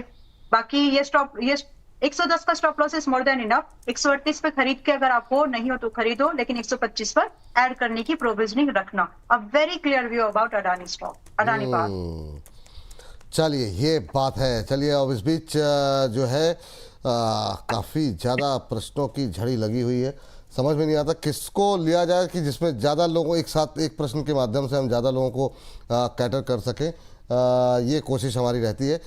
इस बीच मैम एक दो सवाल थे, जैसे मझगांव को लेकर के काफ़ी सवाल हैं। मझगांव और बीडीएल दोनों, बीडीएल कवर हो गया था ना? नहीं हुआ वीडियो हो गया। हाँ, मझगांव देख लीजिए मैम, मझगांव और बीएल दोनों देख लीजिए। अभी क्या करना चाहिए, अभी करंट लेवल पे कुछ लोगों की टिप्पणियां हैं, तो आपकी टिप्पणी क्या रहेगी? और एचएल पे तो आपने बोला ही है 3500 के पहले कुछ बात होगी नहीं, 3500 पे ही एंट्री करनी है। तो मझगांव और बीडीएल आज की गिरावट में कहाँ आपको कोई अपॉर्चुनिटी कहीं दिखाई दे रही है क्या? 2 दिन रुक जाइए, 2 दिन में या तो ये आपको मिलेगा अभी 2500 के ऊपर क्लोजिंग बेस पर, 2020 एक्चुअली 22,520 के ऊपर, या फिर ये आपको मिलेगा 2250 के आसपास में। अभी 2450 के लगभग में है। 2 दिन रुकिए, या तो ये इस लेवल पर आ जाएगा, वहां पर आप चाहें तो ऐड कर सकते हैं और बाय भी कर सकते हैं, या फिर आपको ये 25-20 के ऊपर मिलेगा, वहां पर आप चाहे तो ब्रेकआउट प्ले कर सकते हैं, क्योंकि स्टॉप लॉस आपका हो जाएगा उस समय डिफाइंड। 2200 रुपए का स्टॉप लॉस मेंटेन करके आप आराम से 2750 और लगभग 2900-3000 के टारगेट के लिए वेट कर सकते हैं। So just wait for 2 days, दोनों में से जो पहले हो उसके हिसाब से एक्शन ले सकते हैं। ठीक। इस बीच मैम एक दर्शक हैं हमारे जिनका नाम है समीर दास जी। समीर जी जानना चाह रहे हैं कि मैम कुछ अच्छे ईटीएफ हो तो बता दीजिए। तो आप कुछ मतलब कहीं आप इन्वेस्टमेंट के लिहाज से कुछ रिकमेंड करना चाहेंगे इनको ईटीएफ्स के जरिए? लड़की को पूछ रहे तो सोना ही बोलेंगे। वाह, बहुत शानदार, बहुत शानदार। ठीक है, चांदी से ऐसे क्या मतलब? चांदी नहीं से अरे चांदी से याद आया, मैंने चांदी देखी है 2,70,000 पे परसों वगैरह बोला था खरीदना है, 2,85,000 का टारगेट दिया था, हो गया वो ही। तो आप अपने 10 से 15,000 पॉइंट मिले थे उसमें, तो वो बुक कर लेना चाहिए था। Silver mini. आपने जो कुछ ईटीएफ्स की बात की है, देखिए जो मुझे लग रहा है कि जो सेक्टर स्टेबल जाएंगे, मतलब जहां पर आपको एक स्टेबल ग्रोथ मिल सकती है और एक वैल्यू पिकिंग, वो आपके एक थोड़ा ही पोर्शन से ही, लेकिन निफ्टी आईटी को देखना, निफ्टी आईटी ईटीएफ्स को, मतलब आईटी ईटीएफ्स बोलना चाहिए जी। दूसरा, आपको ईटीएफ्स एनर्जी सेक्टर के लिए, आप म्यूचुअल फंड अपनी पसंद का चुन लेना है कौन सा लेना है। मैं सिर्फ आपको ईटीएफ्स कौन से सेक्टर के लेने हैं वो बताऊं। तो आप एनर्जी के ईटीएफ्स ले सकते हैं इस पॉइंट पर आकर के, क्योंकि मेटल मजबूत होंगे, लेकिन कौन सा स्टॉक कितना जाएगा उसमें क्लैरिटी कम है। तो मेटल्स के ईटीएफ आप ले सकते हो, थोड़े से आप बैंकिंग के ईटीएफ ले सकते हैं। फिलहाल के लिए यही ऐसे सेक्टर्स हैं। अगर आप इतना ईटीएफ ले लेते हैं और थोड़ा ऐड करिएगा आपका फार्मा हेल्थ केयर का मिक्स ले लीजिए, तो दोनों का वेटेज बराबर रखिएगा। तो ये 5-6 ईटीएफ हैं जो कि आज अगर आप खरीदते हैं तो आपको कहीं ना कहीं एक अच्छा रिटर्न ये दे करके जा सकते हैं। जहां पर मार्केट गिर रही होगी, ये कंपैरेटिवली बेटर पोजीशन में होंगे। ठीक मैम, ये एक सुजलॉन की तरह आर पावर में भी थोड़ी सी रिकवरी आ रही है, वहाँ कुछ संभावना है क्या? हालांकि कुछ दिन पहले ही तो भी एफआईआर वगैरह भी हुई है ग्रुप पे, तो बड़ी समस्याएं हैं। 23 रुपए के आसपास, 1.25 रुपए कुछ हो सकता है मैम? जिनके पास है क्या करें? जितना है उतना ही रख लीजिए, मतलब वही स्टेटमेंट रहेगी इसमें। वो बात नहीं है जिसकी मैं हूँ मुरीद, क्योंकि इसके ऊपर जाने की थोड़ी सी कमी है उम्मीद। वाह वाह वाह, ये मैं भी नोट करके रखूंगा ये वाला ना, ये कभी कभी बीच बीच में कहीं मतलब डायलॉग मारने के लिए बढ़िया। यस, लिखा है मैंने, सोच समझ के लिखा है, क्योंकि अभी क्या करूं बार-बार सोच समझ के करती हैं। अद्भुत, थैंक यू। नहीं बहुत शानदार जी। तो थोड़ा सा इसमें रिकवरी की पॉसिबिलिटीज है, इसलिए जिनके पास है आप होल्ड कर लीजिए, लेकिन बाय करने की सलाह मैं नहीं देना चाहती बिल्कुल जी, क्योंकि बाय करके ट्रेड के अलावा होल्ड करना मुश्किल जाएगा इसको। तो आप जिनके पास है 25 से 28 रुपए के लिए आप होल्ड जरूर कर सकते हो। खरीदो मत, खरीदने के लिए दूसरे काउंटर्स हैं और जैसे जैसे आ रहे हैं मैं बता भी रही हूँ। एक बार कोई बॉटम बाइंग अपॉर्चुनिटी इस तरह के स्टॉक में अगर मिस भी हो जाए ना, तो उसका कुछ मलाल नहीं होना चाहिए, because you are saving yourself from taking extra risk. तो वो एक क्लैरिटी रखो अपने डिसीजंस में जी। अच्छा, मैंने बातचीत में जो है समय का ध्यान नहीं दिया, और अब वक्त हो गया है आईपीओ बाजार की भी हलचल जानने का, क्योंकि मैम को जाना भी है। तो फटाफट रुख करते हैं हमारे अगले सेगमेंट, जिसका नाम है आईपीओ हो तो ऐसा।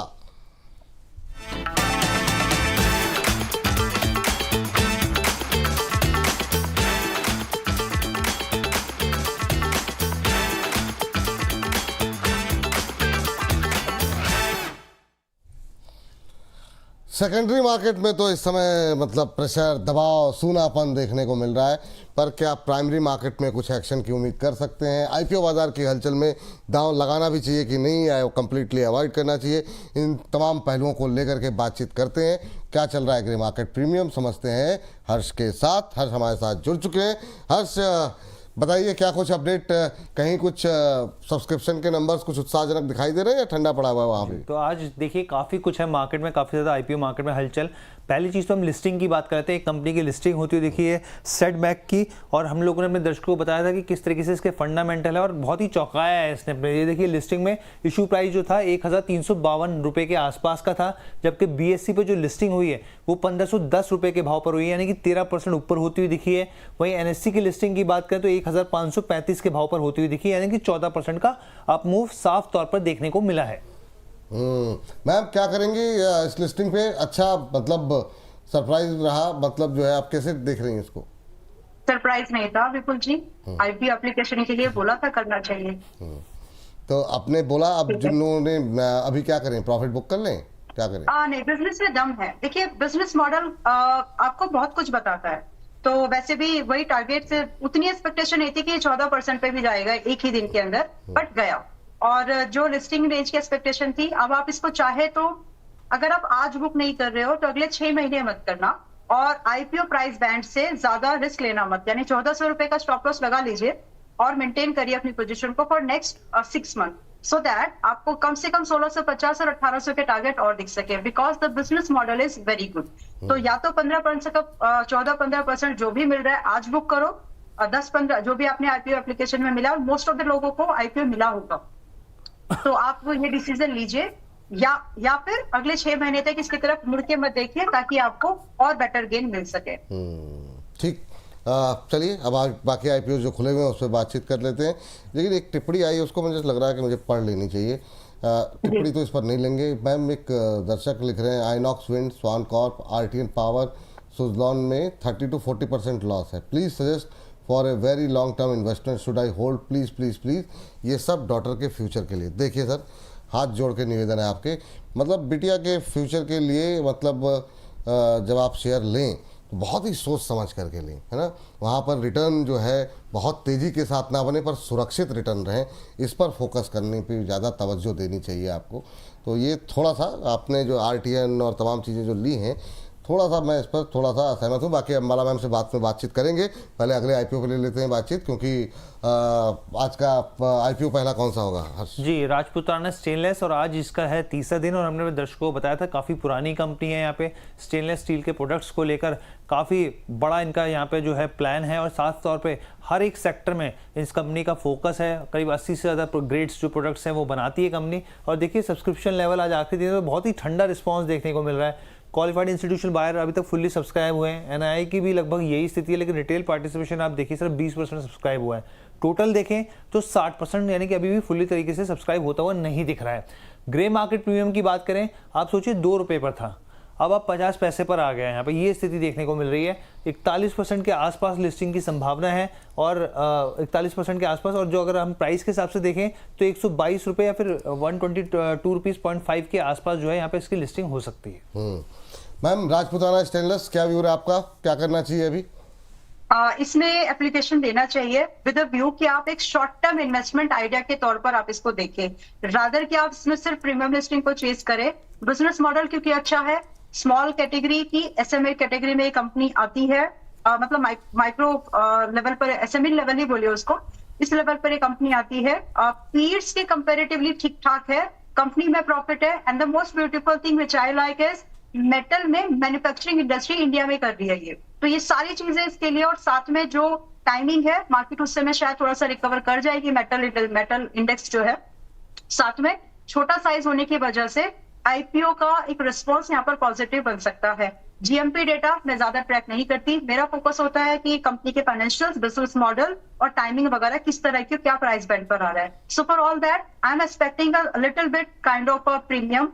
बहुत बड़ा डिस्काउंट की एक्सपेक्टेशन में नहीं रख पा रही हूँ, मुश्किल से 7% डिस्काउंट में हुआ तो हुआ, अदरवाइज 5 to 10% की रेंज में लिस्टिंग की पॉसिबिलिटीज लगती है।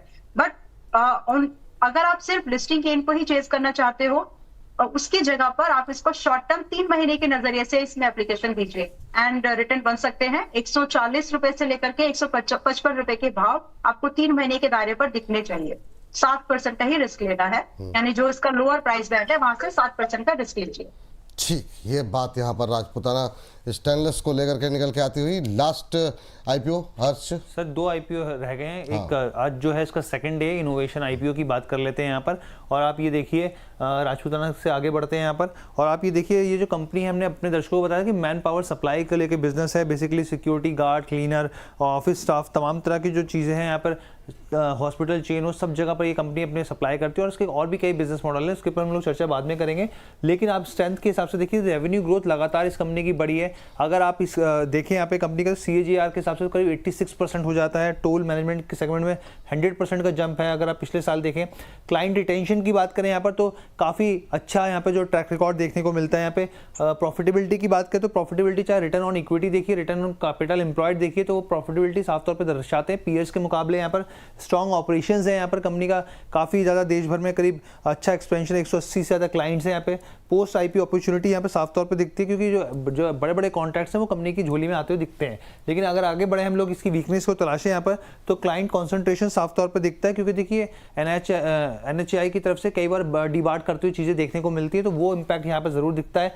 नेगेटिव कैश फ्लो जो है वो कंपनी का पिछले आप FY 25 देख लीजिए, चाहे 26 के अंदर जो महीने गुजरे उसके हिसाब से भी साफ तौर पे वो स्थिति दिखती है। लेबर इंटेंसिव रिस्क है यहाँ पर साफ तौर पे, और इसके अलावा गवर्नेंस कंसर्न तो रहती है, पॉलिसीज लगातार चेंज होती है, तो वो चीज़ें दिखती हैं। अब ग्रे मार्केट प्रीमियम क्या कह रहा है, अब आप देखिए सर, ग्रे मार्केट प्रीमियम ने चौंकाया है यहाँ पर। पहले जो था दिख नहीं रहा था चीज़ें, और उसके बाद काफ़ी कम, आप देखिए 59 रुपीज़ के आसपास प्रति शेयर के भाव के आसपास, 10.5% 11% के आसपास लिस्टिंग की संभावना, 607 रुपये प्रति शेयर के भाव। मैम आपका कमेंट क्या होगा इसको लेकर के? मैं इस बिजनेस मॉडल को लेकर के बहुत कॉन्फिडेंट हूँ। तो अगर आपको बहुत ही एक्स्ट्रा रिस्क लेने जैसा लगता है तो आप इसमें एप्लीकेशन दो, अदरवाइज अवॉइड करने में कोई बुराई नहीं है। जो प्रीमियम लिस्टिंग GMP को देख करके हम लोग देख रहे हैं 10 से 15%, एक अच्छा कोई स्विंग ट्रेड कभी मिल जाएगा तो मैं इसके बदले आपको वो दे दूंगी जब मिलेगा। तो rather I am not willing to take that risk, क्योंकि अर्बन क्लैप एक आइडिया, एक ऑलरेडी एग्जाम्पल है हमारे सामने, अर्बन कंपनी, उसकी तो फिर भी मार्केट में एक पहचान थी। इसका रिटेल में उतनी इसकी क्लैरिटी नहीं है। इसका बिजनेस मॉडल जो है वो रिटेल वाला ना हो करके थोड़ा सा इसको हम लोग कॉर्पोरेट लेवल पर बोलते हैं। एंड ज्यादातर बिजनेस जो टोल प्लाजास वाला जो इंडस्ट्री है, टोल प्लाजा, मैं 2 बार इस बात को इसलिए बोल रही हूँ, एक्सप्लेन करूंगी। टोल प्लाजा वाली इंडस्ट्री में इनका ज्यादा से ज्यादा रेवेन्यू वहां से आता है, and that is a kind of industry. अगर आप समझ के देख लीजिए, मिस्टर गडकरी ऑलरेडी कह चुके हैं कि हम टोल प्लाजास में ऑटोमेशन ला रहे हैं। फास्टैग तो ऑलरेडी आ चुका है, और जितना ज्यादा ऑटोमेशन आएगा इसका मतलब है कि इंडस्ट्री में मैन पावर की रिक्वायरमेंट उतनी कम होती जाएगी। सो फॉर दैट, क्योंकि बिजनेस में मुझे लंबे पाँव नहीं दिखते, सस्टेनेबिलिटी बहुत लॉन्गर प्रोस्पेक्ट से नहीं दिखती, इसलिए मैं इसको अवॉइड लिस्ट में रखती हूँ। ठीक, अच्छा मैम, एक आईपीओ और है, हम कवर करें या फिर कर सकते हैं, चलिए ठीक है। हर्ष जी। राजमार्ग इंफ्रा इन्विट्स, बेसिकली इंफ्रा इसके आईपीओ की बात कर लेते हैं, इन्वेस्टमेंट की। बेसिकली ये इन्विट्स है यहाँ पर, और जब भी आप रोड से गुजरते हैं तो आपको जो टोल देना पड़ता है, तो कंपनी का बिजनेस बिल्कुल उसी तरीके से है यहाँ पर। इसको NHAI के जरिए बैक्ड किया जा रहा है यहाँ पर, और आप अगर इसके बिजनेस को समझे तो जो भी टोल के जरिए कमाई होती है, उसके जो रिटर्न मिलते हैं उसको डिविडेंड के तौर पर अपने निवेशकों को देती है यहाँ पर। और इसके अलावा अगर आप देखें तो करीब 267 किलोमीटर के अंदर 5 टोल हैं जिसके जरिए कंपनी कमाई करती है यहाँ पे। गवर्नमेंट काफ़ी ज़्यादा जो है सपोर्टिव रहती है, तो इस हिसाब से देखा जा सकता है। लेकिन नेगेटिव पॉइंट के हिसाब से अगर आप देखें तो अभी 2025 में ही शुरू हुआ ये ट्रस्ट यहाँ पे साफ तौर पे, और पॉलिसी का खास साफ तौर पे इम्पैक्ट देखने को मिलता है। सबसे पहले अगर तारीखों की बात करें तो देखिए 11 तारीख से आज से खुल गया है यहाँ पे, वेनसडे से क्लोज जो है फ्राइडे 13 मार्च को होता हुआ दिखेगा। अलॉटमेंट की बात करें तो 18 मार्च वेनसडे को होगी, और लिस्टिंग की बात करें तो मार्च 24 तारीख को इसकी लिस्टिंग होती हुई दिखेगी। अगर आप इसकी देखें इशू प्राइस बैंड की बात करें तो 99 से लेकर 100 रुपीज़ प्रति शेयर के भाव है यहाँ पे।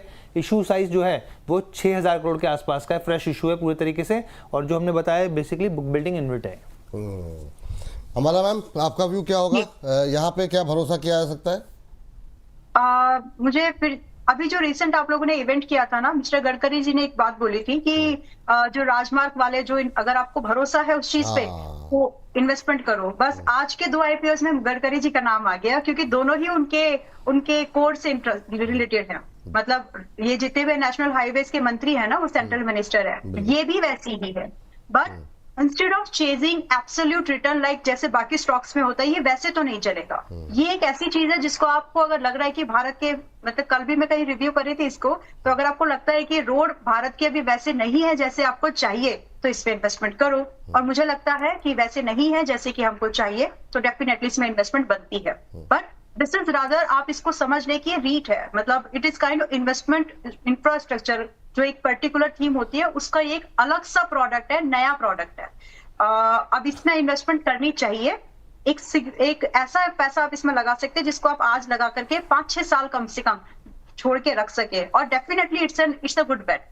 आप इसमें प्रीमियम लिस्टिंग या डिस्काउंट लिस्टिंग को चेज मत करो, इसमें आप वैल्यू इन्वेस्टमेंट, एक स्टेबल ग्रोथ को ढूंढो, वो आपको इसमें दिखेगी। एंड क्या इसमें इन्वेस्टमेंट करनी चाहिए या नहीं करनी चाहिए, आईपीओ के थ्रू करना चाहिए या नहीं करना चाहिए, क्योंकि बहुत बड़ा डिस्काउंट नहीं होगा, लाइकली है कि लिस्टिंग प्रीमियम भी चली जाए। ठीक, तो ये बताइए कि आपने कहा कि अगर आपको ऐसा लगता है तो ऐसा लगता है, आपको क्या लगता है? आपको लग रहा है रोड ठीक है, आप ऐसे आप नहीं है, हाँ, तो फिर लगाने चाहिए कि नहीं लगाने चाहिए? मैंने बोला ना, मुझे तो नहीं लगता कि रोड अच्छे हैं, मतलब अच्छे बनने, मैंने नेगेटिव नहीं बोला, मैंने ऐसे बोल दिया कि मुझे लगता है कि रोड अभी और अच्छे होने चाहिए। तो मतलब अच्छे तभी हाँ, तो मतलब लोगों को क्लैरिटी मिल जाए कि भाई पैसे लगाने हैं कि नहीं लगाने आईपीओ में। बिल्कुल लगाने हैं, it's a good thing, it's a good REIT investment. आपको इंफ्रास्ट्रक्चर रीट है, आप ऐसे और साधारण भाषा में इसको समझा सकूं तो। दूसरा चीज, रियल एस्टेट में आप रोड तो आप ओन नहीं कर सकते, तो जो महामार्ग है, जो राजमार्ग है, अगर आपको उस पर्टिकुलर चीज को लेकर के स्पॉन्सरशिप या शेयर धारक बनना है, ये वही चीज है। ठीक, तो मैम अभी जो हमने सारे आईपीओ पे बात की उसमें कोई फेवरेट है आपका या सभी अवॉइड लिस्ट में रहेंगे? ऑलराइट, इनोवेशन जो ये है उसको तो नहीं, सभी अवॉइड लिस्ट में है। राजपुताना को एप्लीकेशन देना चाहिए, राजमार्ग में भी एप्लीकेशन जानी चाहिए। एक और नाम था इनोवेशन, उसको छोड़ देना है, उसको नहीं। मतलब बिजनेस मॉडल, देखिए सबके खुद अपने पर्सनल बायस भी होते हैं, बट मुझे इसका बिजनेस मॉडल पसंद नहीं आ रहा है। और बिजनेस मॉडल का मतलब, क्योंकि डिक्लाइनिंग इंडस्ट्री की तरफ जा रही है, for that I am putting this avoid list में रख सकते हैं। बाकी दो में एप्लीकेशन बिल्कुल लगता है, राजमार्ग में भी कर सकते हैं आप लोग, राजपुताना में और राजमार्ग रीट में। चलिए ठीक है, हर्ष बहुत बहुत शुक्रिया, thank you. Ambala ma'am thank you, बहुत बहुत धन्यवाद आपका, और थोड़ा सा टाइम एक्सटेंड हुआ उसके लिए मैं क्षमा चाहूँगा आपसे। और कोई ये हमने आज बहुत सारे हमने बहुत सारे स्टॉक्स डिस्कस किए हैं आज भी, एंड जो अपॉर्चुनिटीज यहाँ पर होती है मेंबर्स को भी जाती है, थोड़ी ज्यादा जाती होंगी व्हाटएवर, बट कॉमन स्टॉक्स रहते हैं ज्यादा केस में, तो वो एक क्लैरिटी रखे। और बाकी मेरे पर्सनल पोर्टफोलियो में सच कोई स्टॉक नहीं है जो मैंने डिस्क्लोज नहीं किया है, जैसे जैसे आया स्टॉक का नाम तो मैंने आपको बताया है। By the time signing off ATGL का इंट्राडे टारगेट सर्किट लॉक हो गया है, चेक कर लेना। वाह, ये कल आरसीएफ और आज एटीजीएल, वाह। तो ये जो धुआंधार आपकी रफ्तार है मैम, ऐसे ही आगे बढ़ती रहे, और सुबह मिलते हैं कुछ एक ऐसा ही और ट्रेड आप निकाल के दीजिए ताकि शाम तक जो है बाजार बंद होते, बाजार इंट्राडे लो पे और टारगेट हिट हो रहे हैं। बहुत शानदार, thank you ma'am, thank you, बहुत बहुत धन्यवाद। चलिए आगे बढ़ते हैं, और हर्ष आपका भी बहुत बहुत धन्यवाद। इस सेगमेंट को यहीं पे करते हैं समाप्त।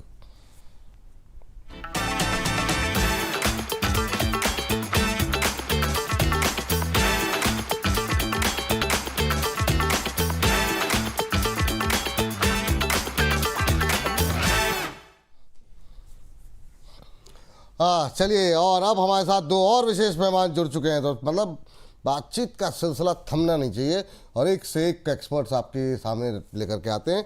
दो विशेष मेहमान अब जुड़ चुके हैं हमारे साथ। ये देखिए, लाल टाई वाले हमारे साथ रचित जी जुड़ चुके हैं, और मुदित जी हमारे साथ काली टाई के साथ जुड़े हुए हैं। हाँ, अच्छा, आज का रचित जी का कैंसिल हो गया था, लेकिन जो बाजार गिरा था मुझे लग रहा था रचित सर आज मानेंगे नहीं, आज तो उनको एहसास कराना होगा, देखो मेरी लाल टाई का दम। चल सर, आप दोनों मेहमानों का विशेष स्वागत, और दोनों से पहले संक्षिप्त टिप्पणी मार्केट पर ले लेते हैं।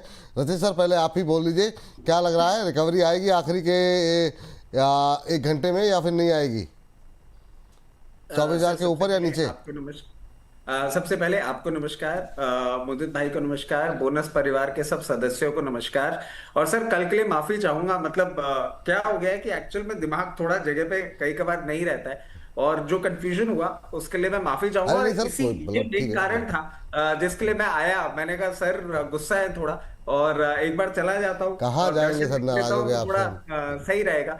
तो सर बिल्कुल वही वाली हालत है कि आपके दर पे आ गए। अब बात कर लेते हैं सर मार्केट की। देखिए, अगर ये मार्केट या जो भी स्टॉक्स अभी चल रहे हैं आपको हायर लेवल पे मिल रहे हैं, उनको as an exit opportunity use कर लीजिए, क्योंकि सिचुएशन अब और ज्यादा खराब होती हुई दिख रही है, सिचुएशन अच्छी नहीं होती हुई दिख रही है। अभी तक हम स्ट्रेट ऑफ हॉर्मस की बात कर रहे थे, अब वहां पे माइंस आने वाली हैं, और ईरान ने एक और धमकी दे दी है पूरे सोशल मीडिया स्ट्रक्चर को कि आपका का सारा सप्लाई चेन हमारे थ्रू मैनेज होता है। They are also planning to target the internet services. अब मैं क्या बोलूं सर आपको, पूरा बैंकिंग, पूरा ब्रोकिंग, पूरा फाइनेंशियल सेक्टर इंटरनेट से चलता है। थोड़ा सा कॉशियस रहना होगा। यहां से कोई अपसाइड का कोई कारण नहीं दिख रहा है। अगर एक डेड कैट बाउंस आता है उसमें निकलने की अपॉर्चुनिटी होगी। और निफ्टी के नए टारगेट्स भी सर क्लियर केस दिखने लग गए हैं। 23,200 के लेवल्स हो सकता है आपको इस बचे हुए हफ्ते में ही देखने को मिल जाए। हाँ, मतलब बार बार बाकी लोग सराहना वो करते रहते हैं कि कोई बात नहीं, अभी आ जाएगा, ऊपर आ जाएगा, ऊपर आ जाएगा। वैसे सर आते हैं वो एक बार में। चलिए, आपकी राय मुदित जी, आपको क्या लग रहा है और ऑप्शन डेटा क्या कह रहा है? क्या आज के दिन इंट्राडे में कोई रिकवरी की चांसेस आपको दिखाई दे रहे हैं? Good afternoon Vipul ji, good afternoon Rachit ji, and good afternoon all the viewers of AE bonus. देखिए, मैं एक ही चीज बोलूंगा, मार्केट ने आज के सेशन में जिस तरह की करेक्शन दिखाई है, आज का जो डे है, आज की क्लोजिंग बहुत इंपॉर्टेंट है।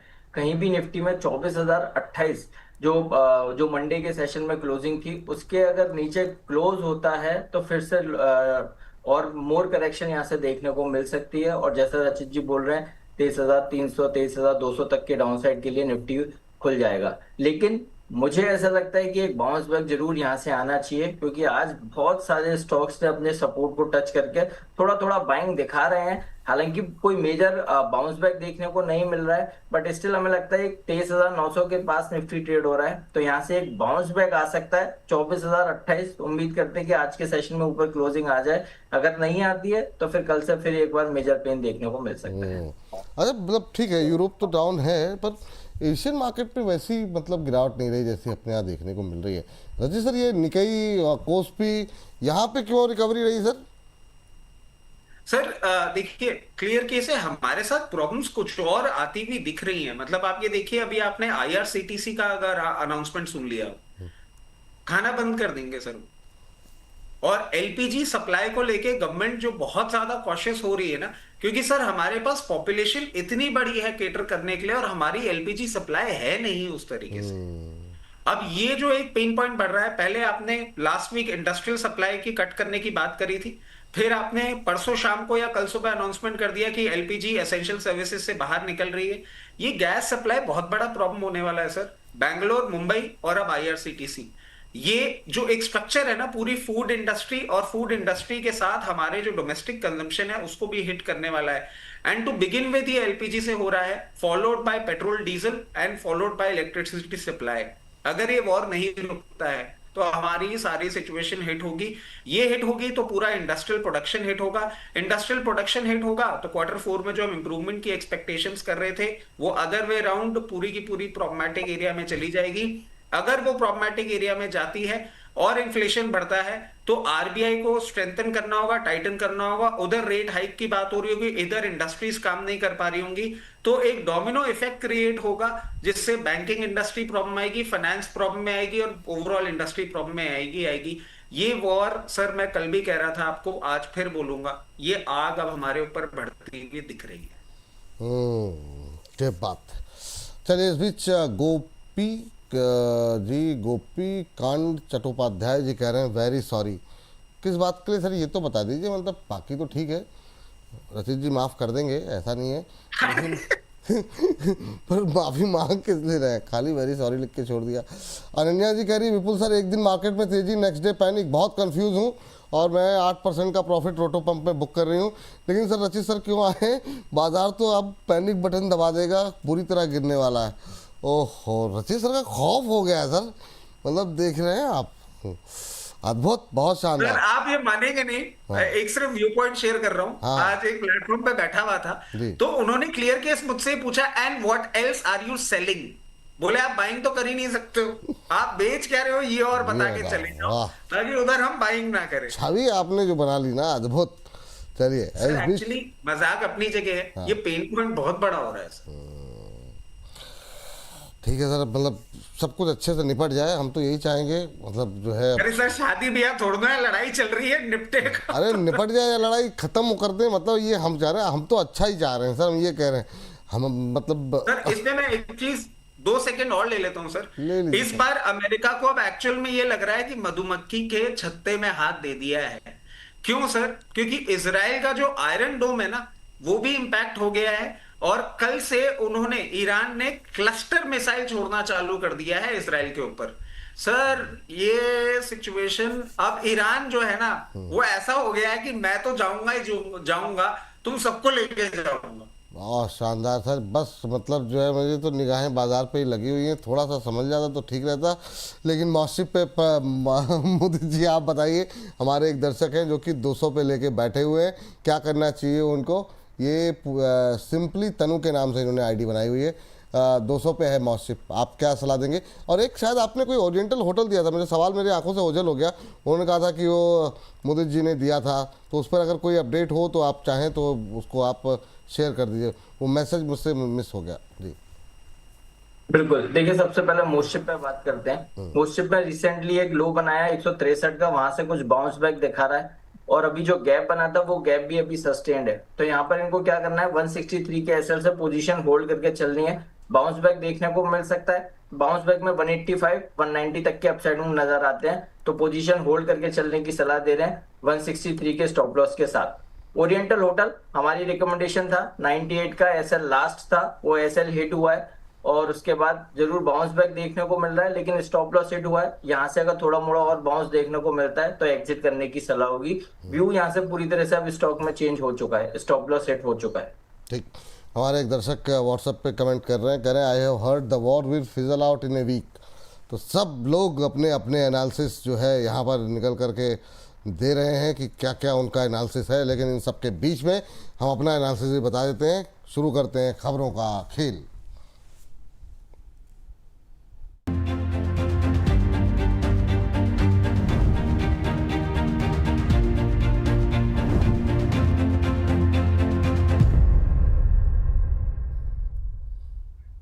खबरें ही हैं जो बिगाड़ती हैं शेरों की चाल, खबरें ही करती हैं आपको मालामाल। खबरों के चलते कहां देखने को मिल रहा है एक्शन, क्या होना चाहिए आपका रिएक्शन, ये बताएंगे रचित जी और मुदित जी।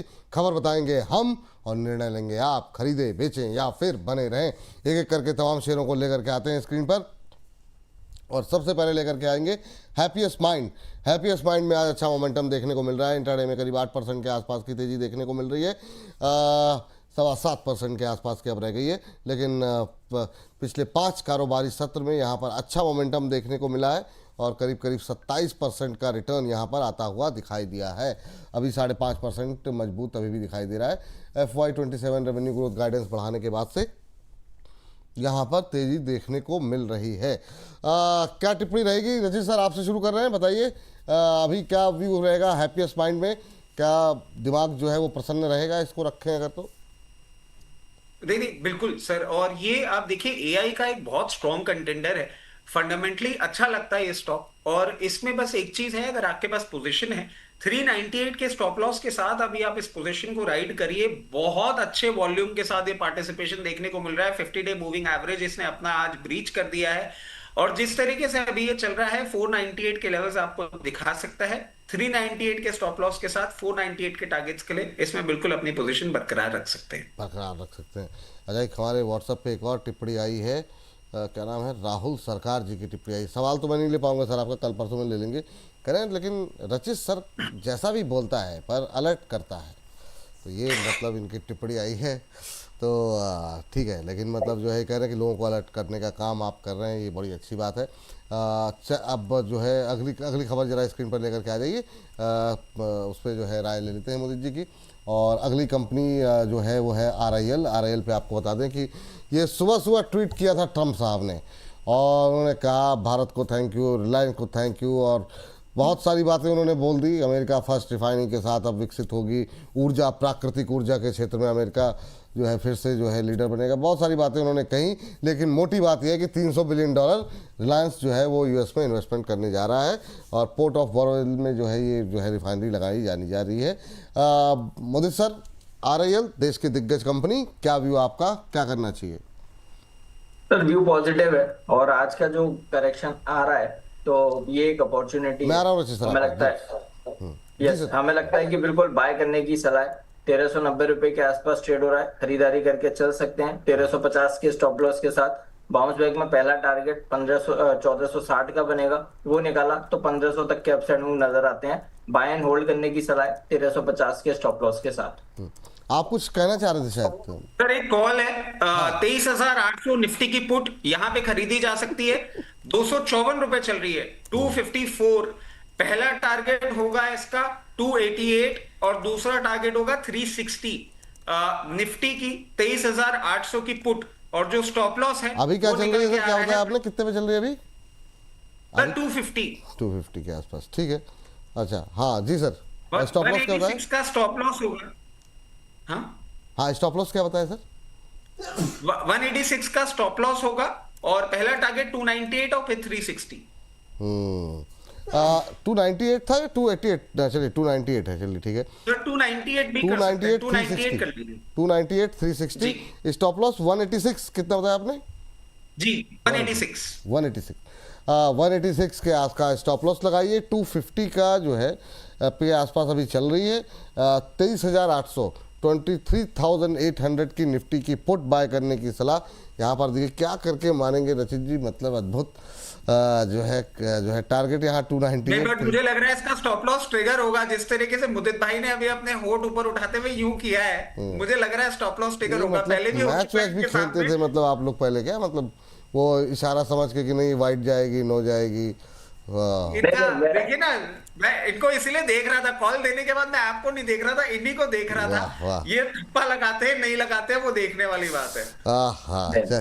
चलिए 23,800 मैं किसी और स्टॉक को देख के मैंने वो उठाया था, तो मेरा भी इनकी भी अभी आती होगी ऑप्शन स्ट्रेटजी, देखते हैं आपसे मैच करते हैं, अलग व्यू लेते हैं। 23,800 की निफ्टी की पुट, लेकिन अगर स्क्रीन पर हम दिखा दीजिए 23,800 की निफ्टी की पुट बाय करनी है, 250 के आसपास चल रही है। टारगेट 298 360 स्क्रीन पर है और 186 का स्टॉप लॉस, ठीक है। 23,800 की पुट आपको बाय करने की सलाह दी गई है, 17 मार्च की एक्सपायरी की। चलिए रचित सर की ऑप्शन स्ट्रेटजी भी आ गई, क्या ही करके मानेंगे ये। चलिए अगली कंपनी जरा हम स्क्रीन पर लेकर के आते हैं, वो देख लेते हैं। फटाफट जरा स्क्रीन पर लेकर के आ जाइए और देखते हैं वहाँ पर क्या एक्शन देखने को मिल रहा है। यहाँ पर अगर हम देखें तो इंडिगो के CEO जो की तरफ से पीटर एल्बर्ट्स ने जो है इस्तीफा दिया और आज आधे % के आसपास की गिरावट अब आ गई है, वरना सुबह तेज था। मैनेजिंग डायरेक्टर राहुल भाटिया जो है वो एयरलाइन प्रबंधन की जिम्मेदारी है, को प्रोमोटर भी हैं ये। आधे % के आसपास की गिरावट देखने को मिल रही है। क्या व्यू रहेगा सर? अभी तो मतलब दुनिया में जैसी हालात हैं दूरी रहना चाहिए, लेकिन जिनके पास भी पड़ा हो क्या करेंगे? सब बिल्कुल दूर रहना चाहिए। और आज का जो बाउंस बैक था वो एक अपॉर्चुनिटी थी निकलने के लिए, क्योंकि इसमें एक चीज मैं और ऐड कर दूं सर, मुझे प्रॉब्लम एरिया एक ही लग रहा है, ये sudden resignation and sudden exit, ये कई बार ना बाद में अलग कमेंट्री जनरेट करने के काम में आता है। और अगर मार्केट रिस्पाइट देता है 500 45 80 46 40 तक की भी लेवल मिले, एक बार एग्जिट कर लीजिए। एयर इंडिया ने तो रिवीजन कर दिया है ATF प्राइस के लेके, इन्होंने अभी किया नहीं है और इनकी इंटरनेशनल फ्लाइट्स भी सही तरीके से उड़ नहीं पा रही है, इनका पॉइंट तो बढ़ेगा ही बढ़ेगा। चलिए इस बीच 1.5% नीचे हो गया है निफ्टी, पेन बढ़ता हुआ दिखाई दे रहा है। चलिए अगली कंपनी लेकर के आते हैं और देखते हैं यहाँ पर क्या कुछ गतिविधि देखने को मिल रही है।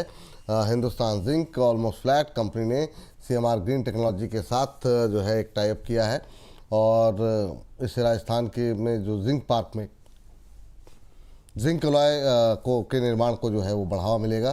सर अब मोदी सर कैसा लग रहा है आपको ये हिंदुस्तान जिंक? थोड़ा ठंडा पड़ा है पहले के मुकाबले, क्या व्यू है आपका? सर ये बिल्कुल कंसोलिडेशन में है काउंटर, और लोअर साइड में 570 के जैसे ही ये बिलो जाता है वहां पर स्टॉक में बाइंग देखने को मिलती है, और हायर साइड में 610 620 पर हर्डल बना हुआ है, तो इसी रेंज में बना हुआ है। तो यहाँ पर नया कुछ भी करने की सलाह नहीं है, लेकिन यस किसी के पास पोजीशन है 567 के एसएल से होल्ड करके चल सकते हैं। और एक चीज जरूर कहूंगा, जो लोग और हायर लेवल पे लेके बैठे हुए हैं, कहीं भी अगर स्टॉक में 550 का ब्रेकडाउन हो, किसी की बात मत सुनिएगा, पोजीशन से एग्जिट कर लीजिएगा। स्टॉक में वीकली चार्ट्स पर हेड एंड शोल्डर पैटर्न बनाए और बहुत बड़ी करेक्शन स्टॉक दिखाएगा, फिर 410 रुपए तक की डाउनसाइड देखने को मिलेगी। मैं पहले यहाँ पर एक ही चीज बोल रहा हूँ, 570 के एसएल से अभी आप होल्ड करके चल सकते हैं। उसके बाद 550 का कहीं भी ब्रेकडाउन हो, एग्जिट। उसके बाद 410 तक की डाउनसाइड हिंदुस्तान जिंक में नजर आएगी। व्यू नेगेटिव है, व्यू नेगेटिव है, ये बात है। अच्छा, व्यू नेगेटिव क्या फिर वेदांता पर भी है क्या? मतलब अभी वेदांता और नाल्को, ये नाल्को आप बताइए सर, अच्छे सर, तब तक आप वेदांता बता दीजिए मुदीर जी। देखिए वेदांता में व्यू नेगेटिव नहीं है, वेदांता तो लगातार तेजी ही दिखा रहा है, और हमने कई बार इस पर 760 780 के टारगेट्स दिए हैं, वो टारगेट इंटैक्ट हैं। कंसोलिडेशन ब्रेकआउट पेनेट पैटर्न बना के आज ही ब्रेकआउट हुआ है, वो सस्टेन नहीं हुआ है क्योंकि मार्केट करीब 360 पॉइंट निफ्टी डाउन है, बट स्टिल जिस तरह के अभी भी स्ट्रक्चर है, व्यू पॉजिटिव है। 760 780 के टारगेट्स वेदांता में नजर आते हैं। वेदांता को यहाँ पर बाय भी कर सकते हैं, होल्ड भी कर सकते हैं। स्टॉप लॉस रहेगा 690 का, और स्ट्रिक्ट स्टॉप लॉस के साथ जहां भी हम बाय रिकमेंडेशन दे रहे हैं, स्ट्रिक्ट स्टॉप लॉस के साथ बाय एंड होल्ड करने की सलाह। ठीक, नाल्को पे आपका व्यू क्या रहेगा सर, रचित सर? सर देखिए, जिस तरीके से अभी ये पोजीशन है और हम जो एनर्जी क्राइसिस देख रहे हैं, थोड़ा सा स्मेल्टिंग को लेके भी प्रॉब्लम आ सकती है। अभी नेशनल एल्यूमिनियम ठीक ही लग रहा है, और जब भी मार्केट थोड़ा सा रिस्पाइट देगा 428 436 के लेवल्स दिखा सकता है। एक स्टॉप लॉस रखना है जरूरी, स्टॉप लॉस होगा 364 का। 364 के नीचे अगर जाता है तो बिल्कुल कुछ नहीं करना है, और बिल्कुल निकल जाना है इसमें से। और अगर हायर साइड मूवमेंट अपना ये कंटिन्यू रखता है तो आने वाले दिनों में आपको एक नया 52 वीक हाई भी रजिस्टर करता हुआ दिखा देगा, जो कि कहीं ना कहीं आता है 448 लेवल्स के आसपास।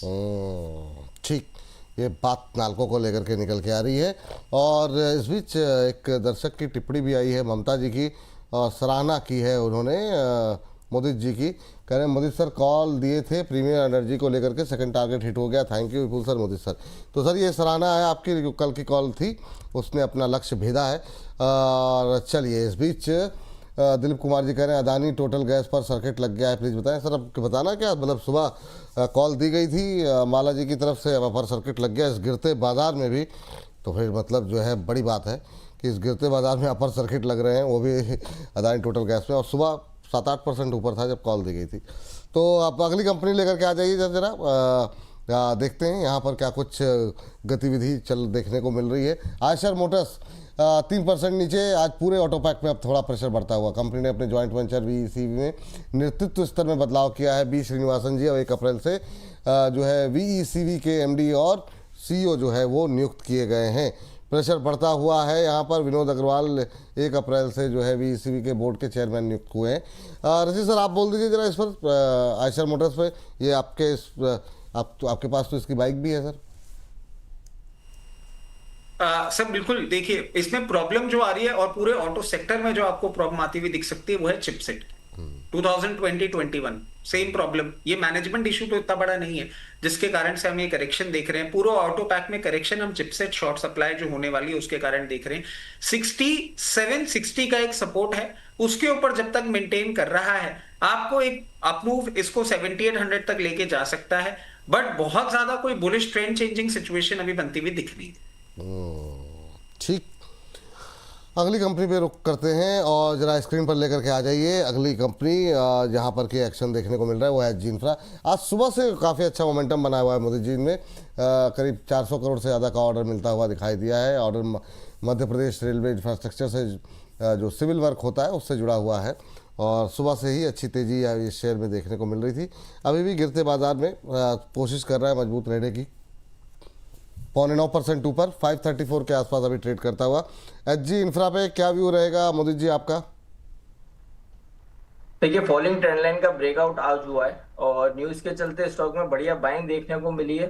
तो नया बाय करने की सलाह नहीं है, क्योंकि 580 तक स्टॉक ने हाई बनाया, लेकिन वहां से प्रॉफिट टेकिंग देखने को मिली है। तो यहाँ पर क्या करना है कि जो पोजीशन है यहाँ पर होल्ड करके चलनी है। एक स्टॉप लॉस रहेगा 495 का, बाउंस बैक आ सकता है 580 और 600 तक के अपसाइड में देखने को मिल सकते हैं। नया बाय नहीं करना है, 495 के एसएल से होल्ड करने की सलाह है। हमारे कई सारे दर्शक की टिप्पणी आ रही सर कि आज ऑप्शन स्ट्रेटजी देंगे या नहीं देंगे, तो क्या निर्णय लिया है आपने मुदित जी? सर देखिए, मैं बस इतना जरूर दूंगा, यहाँ पे शॉर्ट नहीं करना है। मेरा व्यू कॉन्ट्रा नहीं है, बट नहीं ठीक है सर, व्यू अगर कॉन्ट्रा भी हो, नहीं व्यू अगर कॉन्ट्रा भी हो तो भी कोई आपत्ति नहीं है, सबका अपना अपना व्यू है।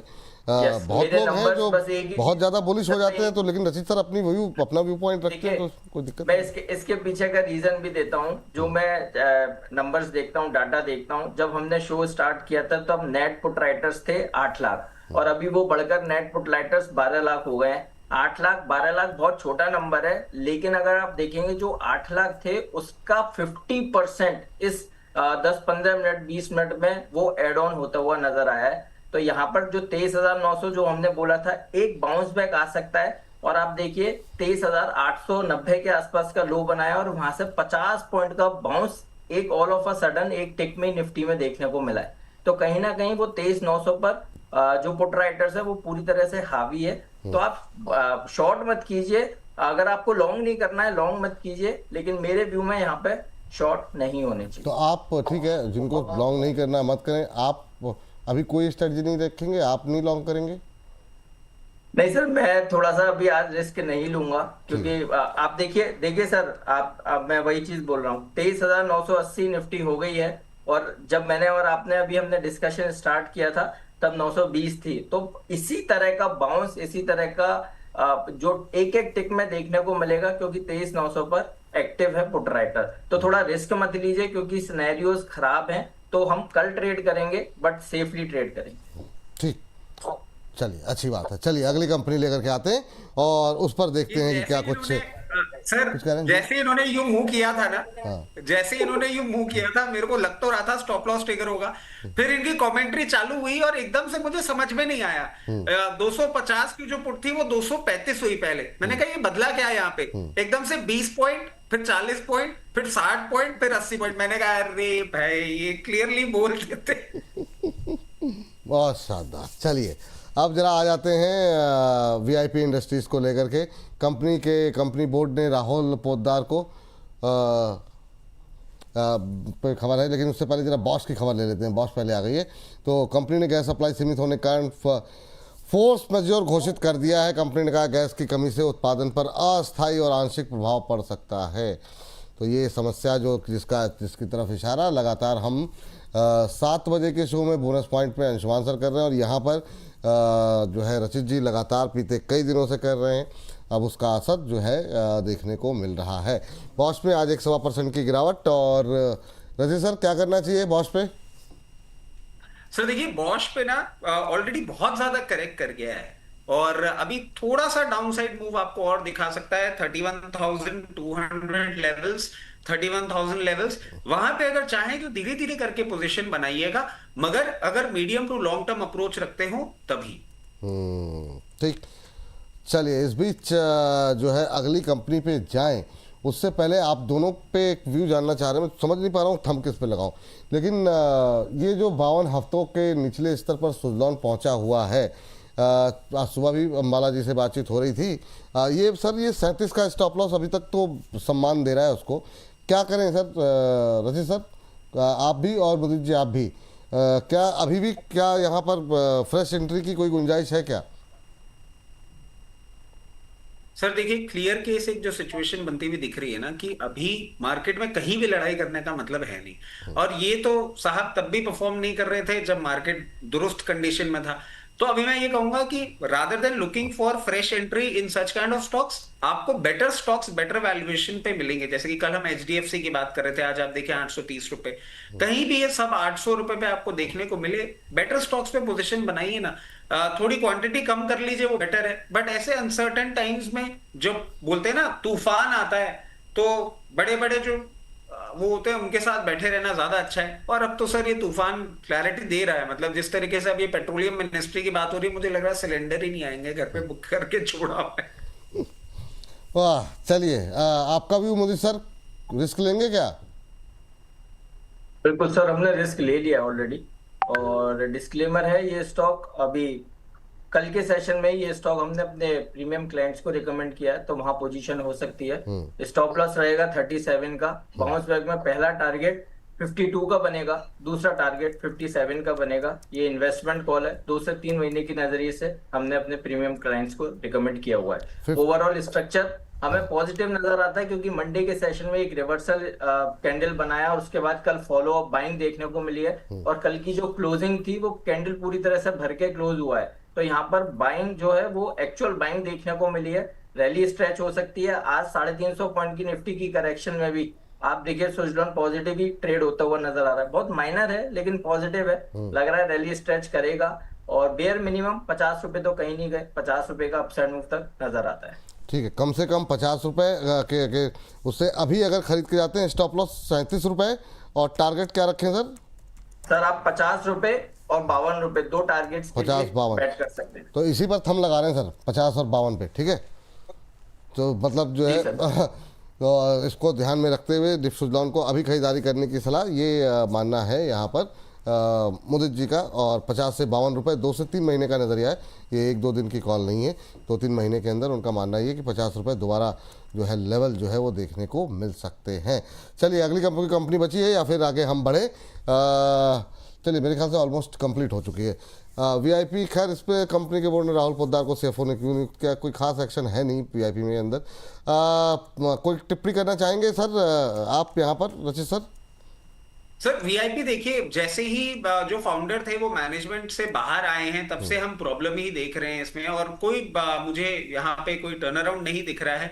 आपको ये पर्टिकुलर स्टॉक और डाउनवर्ड मूव करता हुआ देखने को मिल सकता है। 332 के आसपास कहीं ना कहीं सपोर्ट लेता है तो ठीक है। अदरवाइज इंडस्ट्री भी जो प्रॉब्लम में है, raw material crisis, energy crisis, ये 286 तक भी जाता हुआ आपको देखने को मिल सकता है। चलिए इस बीच एक बड़ी खबर बता दें, शाम को 5 बजे सरकार की प्रेस कॉन्फ्रेंस होनी है। आपको बता दें कि तेल गैस को लेकर के सरकार की तरफ से एक प्रेस कॉन्फ्रेंस शाम को 5 बजे की जाएगी।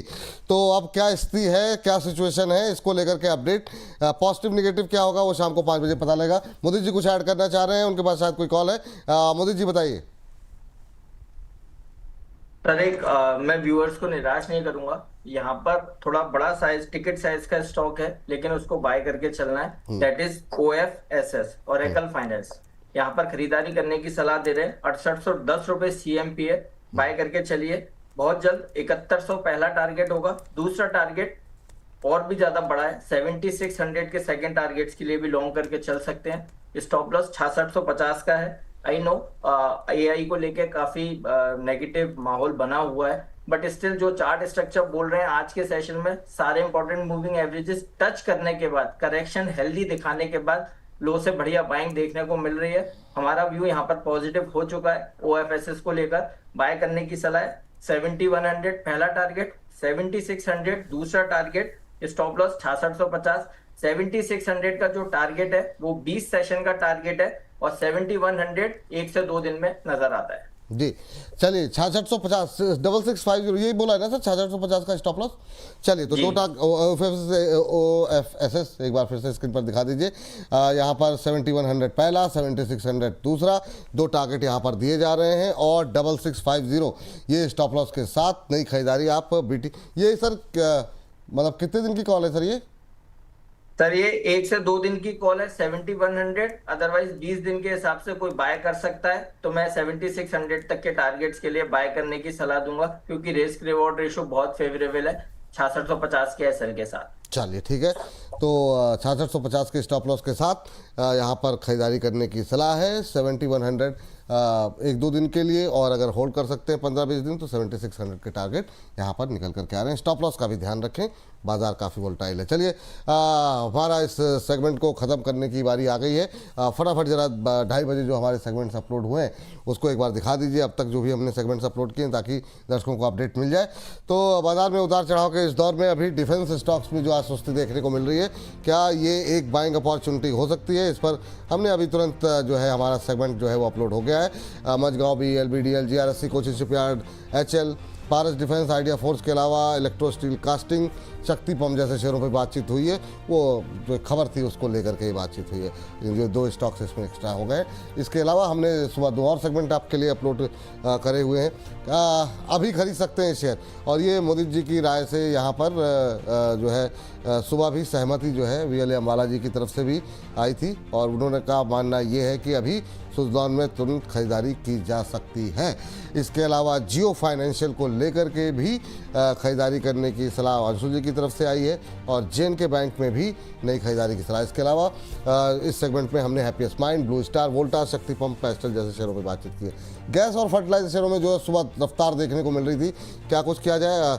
अदानी टोटल गैस पे अपर सर्किट लगी गया, जो हमने सुबह बातचीत की थी, तो आप जाकर के डिटेल में और एनालिसिस सुन सकते हैं। इसके अलावा जो है GSPL, गुजरात गैस के अलावा IGL, RCF, Chambal fertilizer, Coromandel, NFL, FACT, Paradeep phosphate जैसे शेयरों पे हमने बातचीत की है। जाइए देखिए और बताइए हमें कैसा लग रहा है। और रिस्क से इश्क, वाह, ये थम तो बड़ा शानदार दिया गया 4 बजे के लिए। तो अभी की जो स्थिति है उसमें जो है सेक्टोरल फंड में क्या रिस्क लिया जा सकता है, और क्या वहाँ उस रिस्क से इश्क किया जा सकता है, ये आपको 4 बजे पता लगेगा। और आपके जो भी म्यूचुअल फंड्स के निवेश से जब जुड़े सवाल हो, खासतौर से थीमेटिक फंड को लेकर के, क्या वहाँ पर रिस्क लेने का दौर है ये? जुड़िए, दिव्या आपके प्रश्नों को जो है एक्सपर्ट तक पहुंचाएंगी और आपके तमाम म्यूचुअल फंड निवेश से जुड़े हुए प्रश्नों के उत्तर देंगी। हमारे दोनों विशेष मेहमानों का बहुत बहुत शुक्रिया, बहुत बहुत धन्यवाद आज की इस चर्चा में जुड़ने के लिए। सर, कोई डिस्क्लोजर आप लोगों की तरफ से? सर बिल्कुल, जितने भी स्टॉक्स आपके चैनल पे डिस्कस किए हैं उसमें मेरी personal position, limited family position, client position हो सकती है। जितने भी स्टॉक्स हमने आपके चैनल पे डिस्कस किए हैं वो कंपनीज, उनके प्रोमोटर, ग्रुप कंपनीज हमारे क्लाइंट हो सकते हैं। Investment in equity market are subject to market risk. Please consult your financial advisor before making any investment or taking any trade in any script that we have discussed on your channel. थोड़ा सा put revive कर चुकी है, इसको जहां तक हो heavy quantity में आप इसको कैरी फॉरवर्ड मत करिएगा। लेवल्स हो सकता है जिस तरीके से मार्केट अब रिएक्ट कर रहा है, आपको चांसेस मिलेंगे आज प्रॉफिट में एग्जिट करने के, वहां एग्जिट करिएगा। हैवी कैरी फॉरवर्ड मत लेके जाइएगा। As always fun doing show, और फिर जल्दी मिलते हैं विपुल सर, मुदित सर। हाँ सर, बिल्कुल जल्दी मिलते हैं। और मुदित जी, आप भी डिस्क्लोजर दीजिए, और उम्मीद करते हैं कि मतलब थोड़ी हम तो यही उम्मीद करेंगे रिकवरी आ जाए। आप उम्मीद कीजिए कि लालटाई का असर रहे। मोदी सर। बिल्कुल, देखिए जिन भी स्टॉक्स पर हमने बात की है उसमें से किसी भी स्टॉक में हमारी कोई पर्सनल होल्डिंग नहीं है, बट सिमिलर लाइंस पर क्लाइंट्स के साथ व्यूज और रिकमेंडेशंस शेयर करते हैं। जहां भी क्वेश्चन में हमने बाय वर्ड का यूज किया है, कोई भी पोजीशन, कोई भी एक्शन लेने से पहले अपने फाइनेंशियल एडवाइजर से जरूर सलाह लें। बहुत बहुत शुक्रिया रचित जी, मुदित जी, आज की चर्चा में जुड़ने के लिए और अपना महत्वपूर्ण राय देने के लिए। इस कार्यक्रम को यहीं पर समाप्त कर रहे हैं, लेकिन कल फिर मुलाकात होगी। अब आखिरी के 1 घंटे में कैसे बाजार चलता है, 1 घंटा 20 मिनट बाकी है, उस पर आप लोग नज़र रखिए। बाकी सुबह 10 बजे मिलते हैं, दोपहर 1 बजे मिलते हैं, और आप लोग और लोगों को भी जोड़ करके लेके आइए। बाकी हमारा जो बहुत लोगों के जो सवाल है वो हम डिस्कस कर चुके हैं, जो वो 8 बजे आपको मिल जाएंगे। अभी के लिए इजाज़त दीजिए, नमस्कार। Hello?